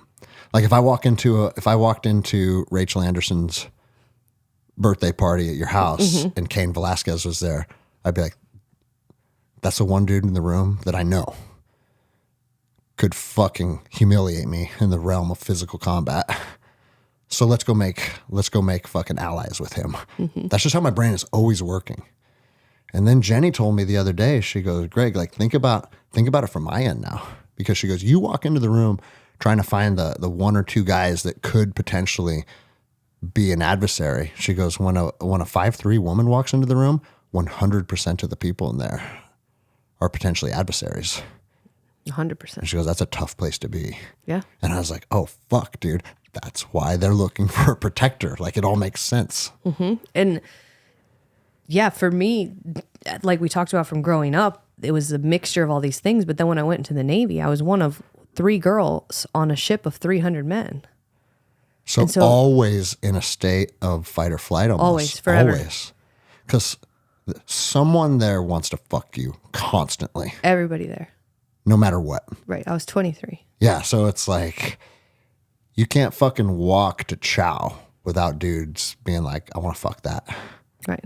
All day, every day. That's kind of tough energy to just sit with constantly. It's scary because, and so that's the thing is like just that whole season created more trauma and more of a shield and wall. Because yeah, you had to now project a certain energy to basically combat that. Yeah. Yeah. And guess what my version of it is? It's not to be a bitch. It's not to be undesirable. It's to be just right. Yeah. Just cute enough to be included. Like, but not too hot. That would fuck things up. Yeah. Right? But like just good enough to be included with the boys. And in fact, distance yourself from the other girls because they're not going to invite all 3 girls. They're going to invite one. One gets to be included, not 3. And so you know what you're doing? You're doing exactly what I just said. You are building allies right. to protect you from being vulnerable. Because would it be a safe assumption to say like, and how long are you out on ship for? 6 months. So 2 months into that fucking deployment, if someone got stupid, would you have a handful of dudes that would have had your fucking back? Yes and no. Okay. So, I mean, if you want truth, the truth is yes, but also those guys are the same. Meaning they want the same thing on the other side of it too? My friends were the same. Yeah. They just, it's only a matter of time. Yeah. I had never known a man who could be my friend who didn't eventually try something with me until Tyler. Dude, I love that you said that. I haven't tried anything with you. I'm friends with you. No, but you're married. So's Tyler, but like, yeah. I guess what I'm saying is like, no, but let me say this. In a vulnerable situation, like where you're spending like lots of time talking and stuff, like there's only a matter of time where it wouldn't even be something I'd be mad at. It would just be like the expectation. Here we go again. Yeah, right. Yeah. Oh, that's interesting. And you know what? I've brought that up. I've referenced that a lot when we're talking about like, hey, should we have women in the Ranger Regiment? And it's like, well, I lived in a patrol base in Afghanistan for months at a time. Do I want a woman in there? Because if she's in the patrol base with me or someone else is going to want to have sex with her sooner or later. Mm-hmm. And that's a weird dynamic now. It's a weird dynamic to interject into an operation. So it's like, as a woman, you know that that's true. It just becomes the truth. So then you live in this sort of bubble of attention and navigating being just right. And then again, there's probably its own story of trauma of that experience. But what it did for me was just create more of a shell, more of a disassociation with, you know, being able to say what is like my truth, for example. You wouldn't say your truth, you know, God, that would ruin everything. So you just don't. A lot of people hate the phrase "my truth." I know. There's only one truth. But to me, it would have been like recognizing that something didn't feel good and then say it. That's just like that simple. Yeah. I would shut those feelings down because you just need to get back to your job. And if I rock the boat, literally, then it fucks everything up. And so rocking the boat would actually be giving into their wants and desires. Yeah. And come on, that's decent, right? It's okay. So here's the thing. The truth of it too is that the ship was another almost like, I'm trying to decide how much I want to share.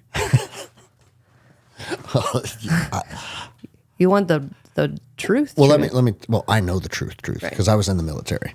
And guess what? We've had Navy girls. We had a Navy girl come to our barracks. And think, like, I never partook in any of this fucking bullshit, because I actually had a girlfriend that I was in love with. I was planning on marrying her and having kids. And unlike most young Rangers, I was actually very faithful to this woman. But she's like, I want a whole platoon of Rangers to run a train on me. And it's like, oh, fuck, dude. And at the time, you got a bunch of young 20-year-old fucking drunk Rangers gangbanging this girl. And you want to know what's the truth is of that? That's how she felt. She got acceptance from the boys. Mm-hmm. You know? The thing is that the truth of it is that I went into the Navy. I got married right out of the Naval Academy to my ex. We did not have good communication skills. We didn't have a lot of time to connect. We were both programmed to turn off feelings and go do our job. So with that being said, we both went our separate ways almost immediately when we got married. We would go weeks, 6-8 weeks without talking at all. Like no message, nothing. And yeah, because this was what, early 2000s? This is 2007. Oh, 2007, okay. Right? So I go on deployment. I'm on a ship of all men. I chose this ship, ironically. Who knows why? All men, 3 women. And the environment is exactly how you said. Yeah. You're never ending in a fishbowl. People watch you constantly. They talk about you. You can hear them. They touch you. They bump into you. They say things. It's never ending. All day, every day. I'm sure that's exhausting. And then you navigate it because you don't want to be a hoe, right? I was married. I was a junior officer, which made me even more desirable. You want to put a fucking shiny object in front of people because it was just off limits. So then you have the off limits piece to it too. So then every day was this sort of dynamic of me trying to be the best girl I could be, right? Did you ever have like senior officers? No, so one of the try and get down. Yes. So the thing is at every level it was the case. And the thing is that there was no senior enlisted women on the ship. There was only junior officer women. So the reason that this was extra bad is because there wasn't any senior enlisted women who'd been in the military for more than 5 minutes to be like, tell people how to fuck off. We didn't have anybody. Oh, yeah. So it was just just because you're a lieutenant, guess what? You don't know shit still. You don't know anything about it. I didn't know anything about anything. Yeah. Much less how to navigate myself, in the military with a bunch of dudes. And so I didn't have a girl to tell me how to do that. So there's not a block of training on that. So the truth of it is that like every day, all day, this was my reality. And I was completely disconnected from my ex-husband at the time. And so one port, or it was like it wasn't even when we were on the ship, but I hooked up with an enlisted sailor. One time I gave in. I would say like every day, all day, people hit on me and tried, and I would say no. And one time I said yes. And I just put it in the closet like a fucking skeleton. This is what you do in the military, right? Like Dang. You just put that shit in the closet. You don't say a word. You feel bad about it, whatever. I just hid it. That sailor went away. He was transferred off the ship. It wasn't anything other than just me giving in to the endless pressure. Yeah. Never told a soul, right? All my guy friends on the ship, it just was this thing that everybody's hitting on Christy, but nothing ever happened. She never did a thing. Well, one port we pull into, and there's an incident. There's a guy from the ship, and he goes and puts his hands on me, and then a chief pushes him, and he punches this dude, and it's this whole fucking thing. Well, I walk away from this kind of just rattled, same old shit that happens in every port. But because I had the skeleton in my closet, right, I start crying. I'm like just feeling shitty inside. So I'm sobbing. We're in some fucking foreign port. And this incident gets reported as something happened, right, in port. So they open an investigation into what happened. Well, these dudes fucking fought about somebody putting their hands on me. Christy's crying. So what happened? Or Ensign Campbell or whatever the fuck. So they opened an investigation. And in the course of the investigation, an officer who was above me, who did not like me, shut down everybody's emails and went through everybody's emails, all the junior officers, wanted to find out what happened, but also wanted to read these emails. Well, in those emails, he found a reference to that incident. Not the one that happened in port, I know what you're saying. but the sailor, right? He saw an email. There was one email. So because of that, he then flipped the investigation now to it's me. you, yeah. Then I was being investigated for fraternization and adultery. And then he interviewed the entire ship. Oh, that's embarrassing as fuck. He had interviewed the entire ship to find out had they had sex with me. Uh-huh. Can you imagine? Yeah, jeez. Everybody's like, no, I've never said a word to her, never hit on her, never nothing. All these lies, this whole fucking thing of a lie. And then I stood captain's mast in front of the whole ship for adultery. You want to talk about scarlet letter? Like the old-fashioned version where they burn the witches? Uh-huh. I stood captain's mast in front of the I whole don't know what fucking captain's ship. mast means. It means like I stood trial in front of the ship. Jesus. They do that? I stood trial in front of the whole ship. Yeah. Where he read my email out loud to everyone. He told me I was the worst kind of human with no honor. That's probably because he wanted to fuck you and didn't get you.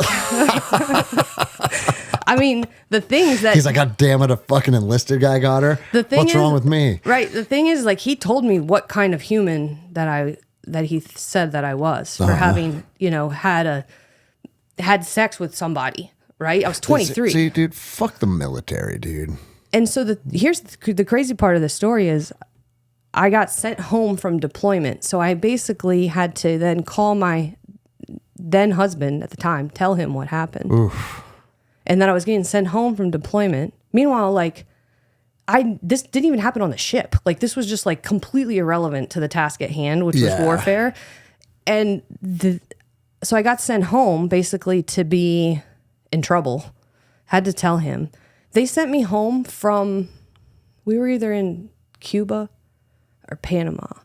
And the CO of the ship didn't care at all about me. If we want to like circle back to this feeling of being protected, you weren't even allowed to leave the ship without two like, Liberty buddies, right? You had to sign out in group of 3 because it wasn't safe. Yeah. I got sent home from deployment in the middle of the night by myself. He put me in a cab in Cuba alone. Oh shit. In the middle of the night to take the 2-hour ride to the airport because I was that worthless. And so it's like, I mean, I could have been abducted. That was real. And the craziest part is like, I never said a word during that time. The whole time that I stood trial, I was like, it's so funny. I never told the truth about the environment on the ship. I never ratted on anybody. Yeah. Because you don't do that, right?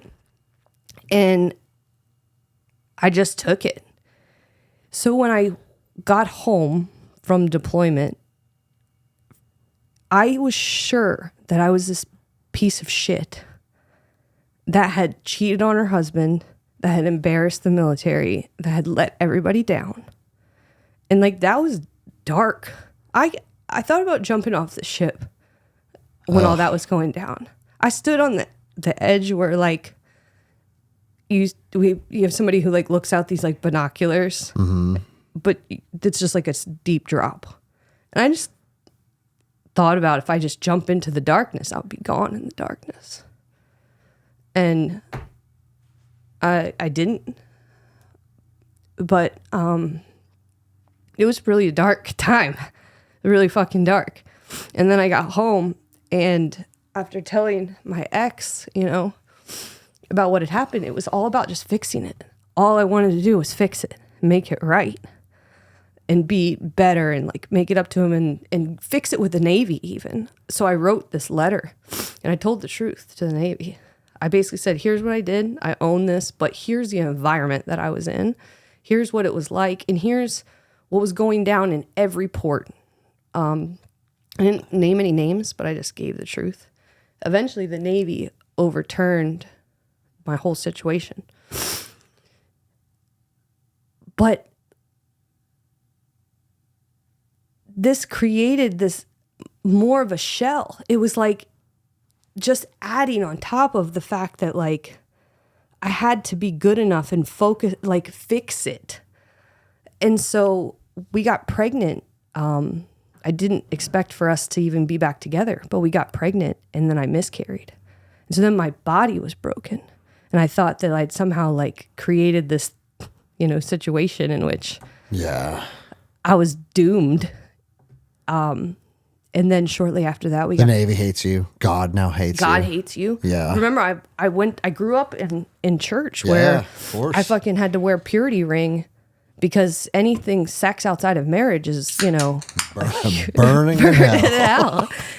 And so not only did I have like the guilt of just doing wrong to someone because I had done something certainly not right, not true to my marriage commitment at the time. And I also failed God, failed the Navy, so just it was worthless on every single level. On every level. Scarlet letter, adultery in front of everybody that you know. That's fucking nuts, dude. Yeah. And so it became. And you know what? They wouldn't have done that if it was a male. All the men were having sex with prostitutes in port, and that was considered in the UCMJ as human trafficking. You weren't allowed to do that. Didn't matter. They would hand out condoms on Liberty Bell. Yeah. So it's not that I am judging. I'm just saying that the standard was not the same. Yeah, it's a double standard for sure. And none of us were set up for success because really, like, why would you put three, early 20s junior officers on a ship with 300 dudes? They're not set up for success either. It's a fucking disaster waiting to happen. I think we need to do Stones and Bones and we'll dive into this again. I do think you and I haven't had. You're not past this yet. It's fucking getting you a little bit. Well, I'm sharing the truth of like this. I've never shared this incident publicly. So well, no, it's if you think about like you've already hit on the key points. The military sets you up for fucking failure on a lot of levels. Yeah. And then they want to act like it's instead of being honest with what that situation has looked like, it's like, oh no, well, it's just equal opportunity. And this is, it's like, no, be fucking real. That's why I say I don't want a girl in my fucking platoon base because guess what? It's going to be hard, right? 3 chicks on a boat with 300 people. Whatever dummy thought that was a good idea, like, duh. Of course that's going to be hard. But more importantly than that is like, you literally you pledge your entire life to this organization. Literally your life. Like, hey, I'm joining the military with the understanding I might fucking die. And when things go a little wrong, did anyone have your back or did they just want to fucking humiliate you? And again, we could do a whole nut because we're already 12 over. We try and keep them about 2 hours. So we got to wrap this up pretty quick. But all of these government organizations, they eat their own and they will eat you too as soon as it behooves the organization. Mm-hmm. I got an email yesterday about a guy who's like, man, I've been following you since you got fired. And now it looks like my department's turning on me because I hurt my back and I've been on workman's comp and I can't return to work in the timeline that they think I should return to work. And so I got a lawyer and this is long story, right? And I haven't told him this yet, so maybe he'll just hear it here. But it's like, bro, we have to level up past thinking that these fucking corrupt, I don't even say corrupt, these government organizations have your best interest in mind because they don't. They simply don't. If you want to move past this shallow way of thinking and these stupid policies and these control measures that they try and put over your life and over your body and over your activities. I mean, fuck, dude. For the last 20 years, I had another man tell me if I had to shave my fucking face or not. Right. Like, what? Oh, Anderson, did you shave this morning? Like, fuck you is what, like, it's preposterous to me to think that I was part of that for so long. But regardless, like, I think as a young man, was there some benefits learned in that? Of course. But people get stuck in these systems. And then when these systems aren't there for them 20 years later, they feel like it's betrayal or confusion. And it's like, no, that's the system. Right. That's the system. And until you understand, you are voluntarily staying in a system that doesn't give a fuck about you, period. Like, they might care about you when things are good, but when it comes time to take care of themselves, you are a number. Mm-hmm.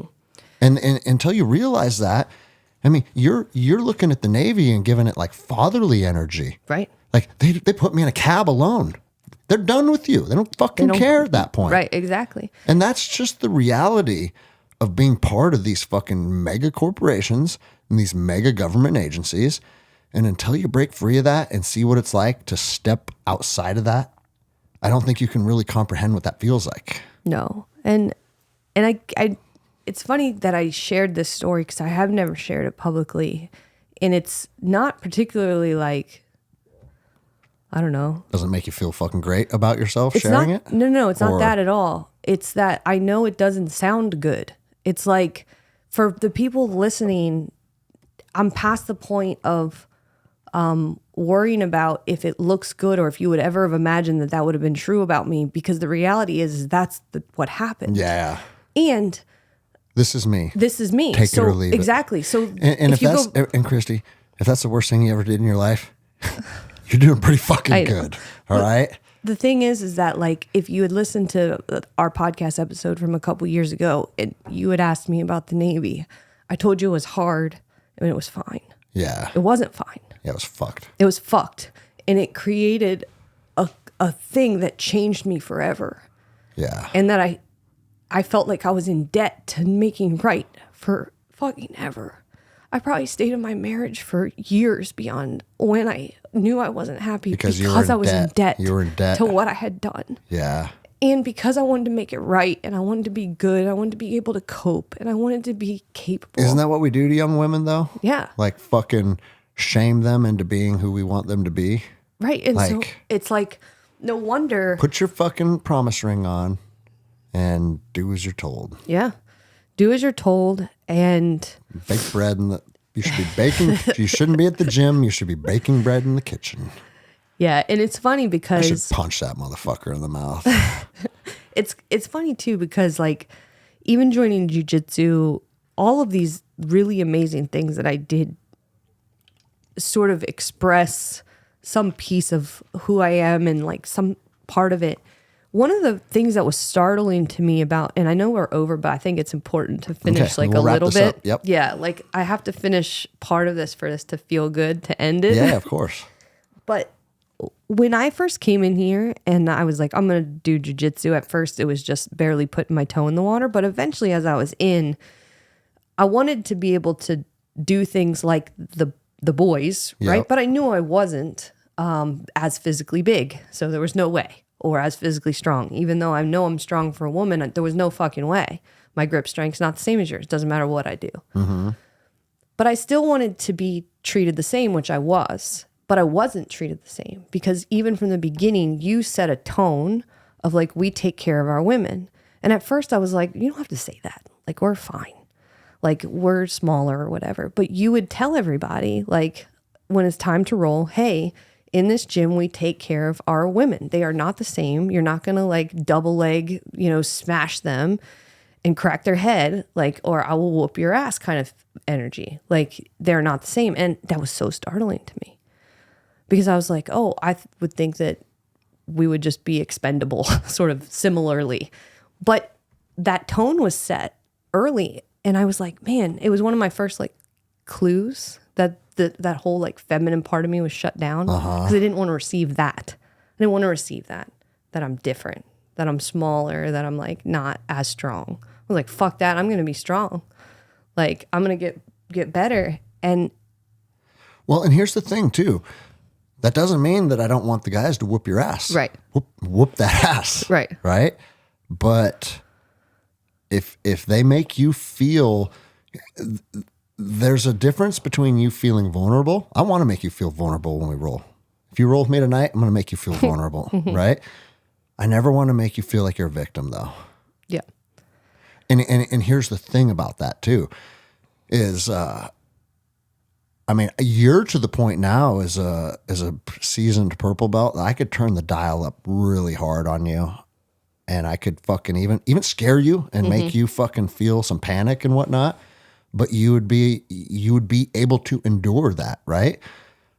If I did that to most women when they're new, what are we going to do? We're going to scare them away. Right.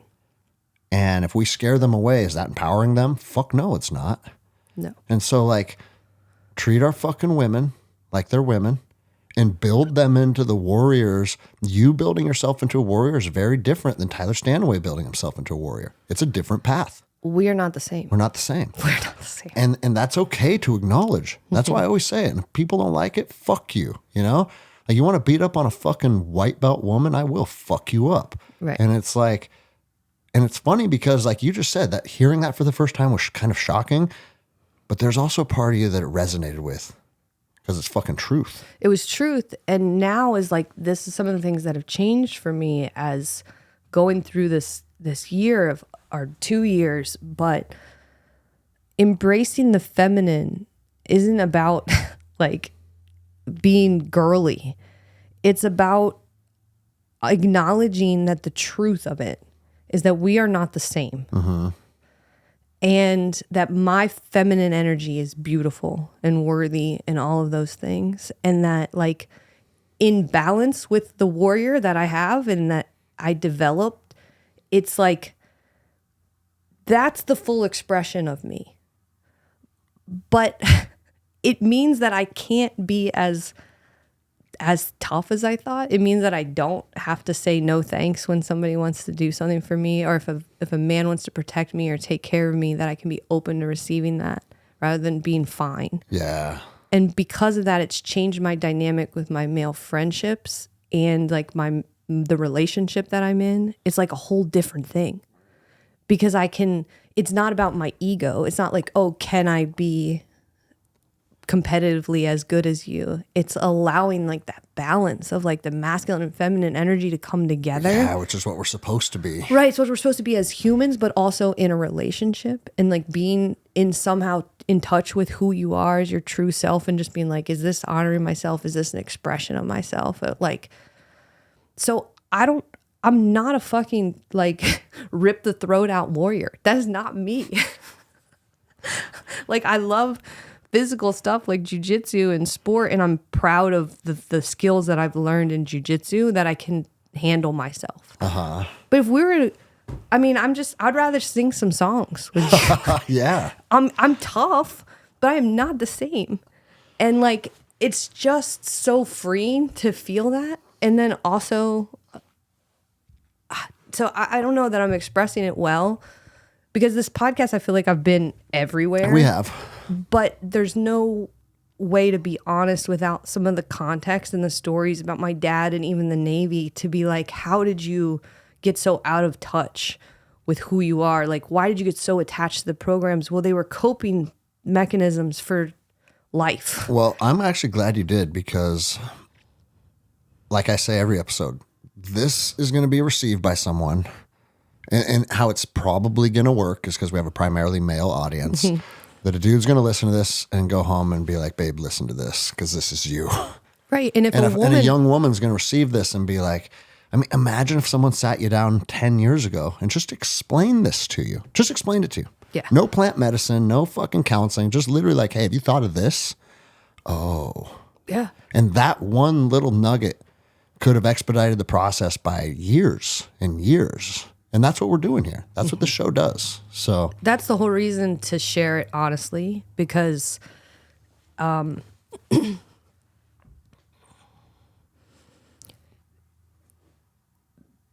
it's real. And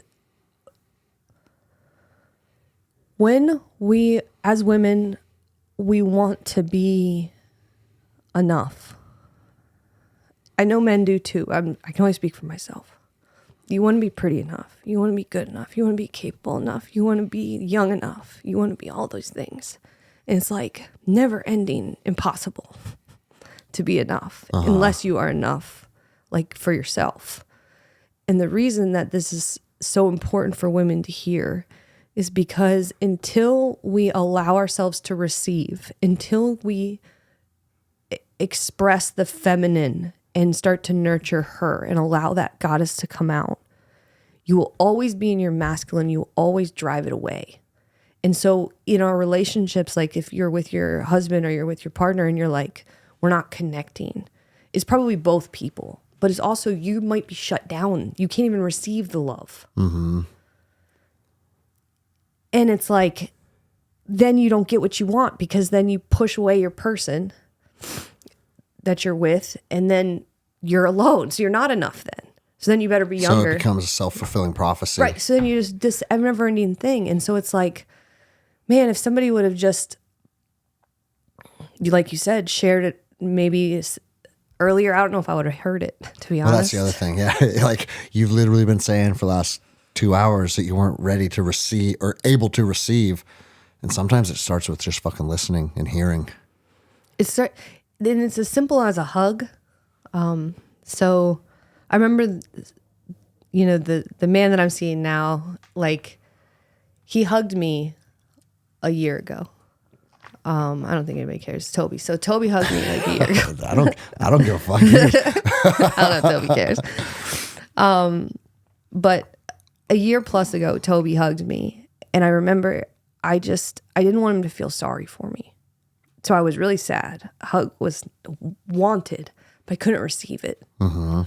And we were just friends at the time. But I remember just kind of being like, it's okay. Putting that wall up. Right. You don't have to feel bad for me. And I wasn't rejecting him, but I wasn't receiving it either. And then now it's like when he hugs me, I just let him hold me. And it's so different. And it's like allowing myself to be vulnerable is so counter to all of those things, those walls that I put up for so long. Yeah. But it's beautiful. And it's like, man, I didn't even know what a hug felt like. Until you were 40. Until I was 41. Yeah. And it's like, holy cow. So that's part of why I'm sharing this too, is because I don't really necessarily want everybody to have to hit like rock bottom and disassemble their whole life and have no money and like be fucking alone. Guess what? They got to. But we could sit here and talk about helping people, but at the end of the day, the story is never like, hey, things were great and then they became greater. That just ain't the story. No. The story is things were great and then everything crumbled out from underneath me and it was fucked. And down in the dark, I found myself. Right. And thank God for our people here. Like in the dark, when I was most alone, there were a couple key people by me. But this community here, this soul family that's all been connected, you and Tyler and Tobin and Zach, and just like these people were there. And Rachel, I'm not leaving out like there's so many people. Yeah. But at the end of the day, like there were people who were just there, no judgment. Some of them knew what was going on, most did not. No judgment, just we're here. But from those that dark place became this like healing. And healing is another one that sounds so gay. It's like healing journey. It sounds like dumb. Until you're on it. But the thing is that I had open, festering wounds that needed to heal. Yeah. Once they healed, then I could start to see, okay, that's where these heart ceremonies come in. Maybe we'll do a part 2 to talk about all of those. Yeah, but that's when I started to be like, okay, now that these are healing, now what the fuck's going on here? What's programs? What's me? I couldn't tell the difference. So it became figuring that out. And then now, like in this chapter, it's like, okay, I see it. And it's just a constant check of like, am I in alignment with myself? Am I like taking care of myself? Am I in my bullshit? Am I in my stories? Like, can I use this program? So it's just this now, it's like a return to an anchor. Yeah. And now that this is the case, it's like I can just bask in how fucking great everybody is and like the beautiful things and like nature and these people and this. Every day is a joy right now. Wow, dude. All right. Well, this is what we're going to do. We're going to do a part 2. We're going to have to. And we'll dive into heart ceremony. And Yeah. I have another one scheduled in March. Mm-hmm. So we'll have to wait till after that. Yeah. And let's do another Stones and Bones. We've never, so you and I That's what I'm saying. have had All not. right. I'm going to tell Tyler tonight, we're going to do a Stones and Bones. We're going out in the woods and fucking throw down. Last time I did 10 grams at Stones and Bones, so I'm going to do a little less this time. I did. So my second one was 3. Okay. Yeah. So 3 or 4 is like my sweet spot. Yeah. But I do want to say thank you to everyone who listened, because I feel like even just listening to this, there were probably pieces of that were uncomfortable to hear. Mm-hmm. And just by listening, like, I might never meet you people in the listener audience, but you are you received my words and my truth and my story, and I'm grateful for that. And so thank you if you listened to this all the way through. That did something for me, even if we never meet. Yeah. No, I like that. As usual, I'll put your contact information in the show notes below, because someone will probably be like, I need to talk to you. And thank you for coming on. Yeah. We'll do it again. You're welcome.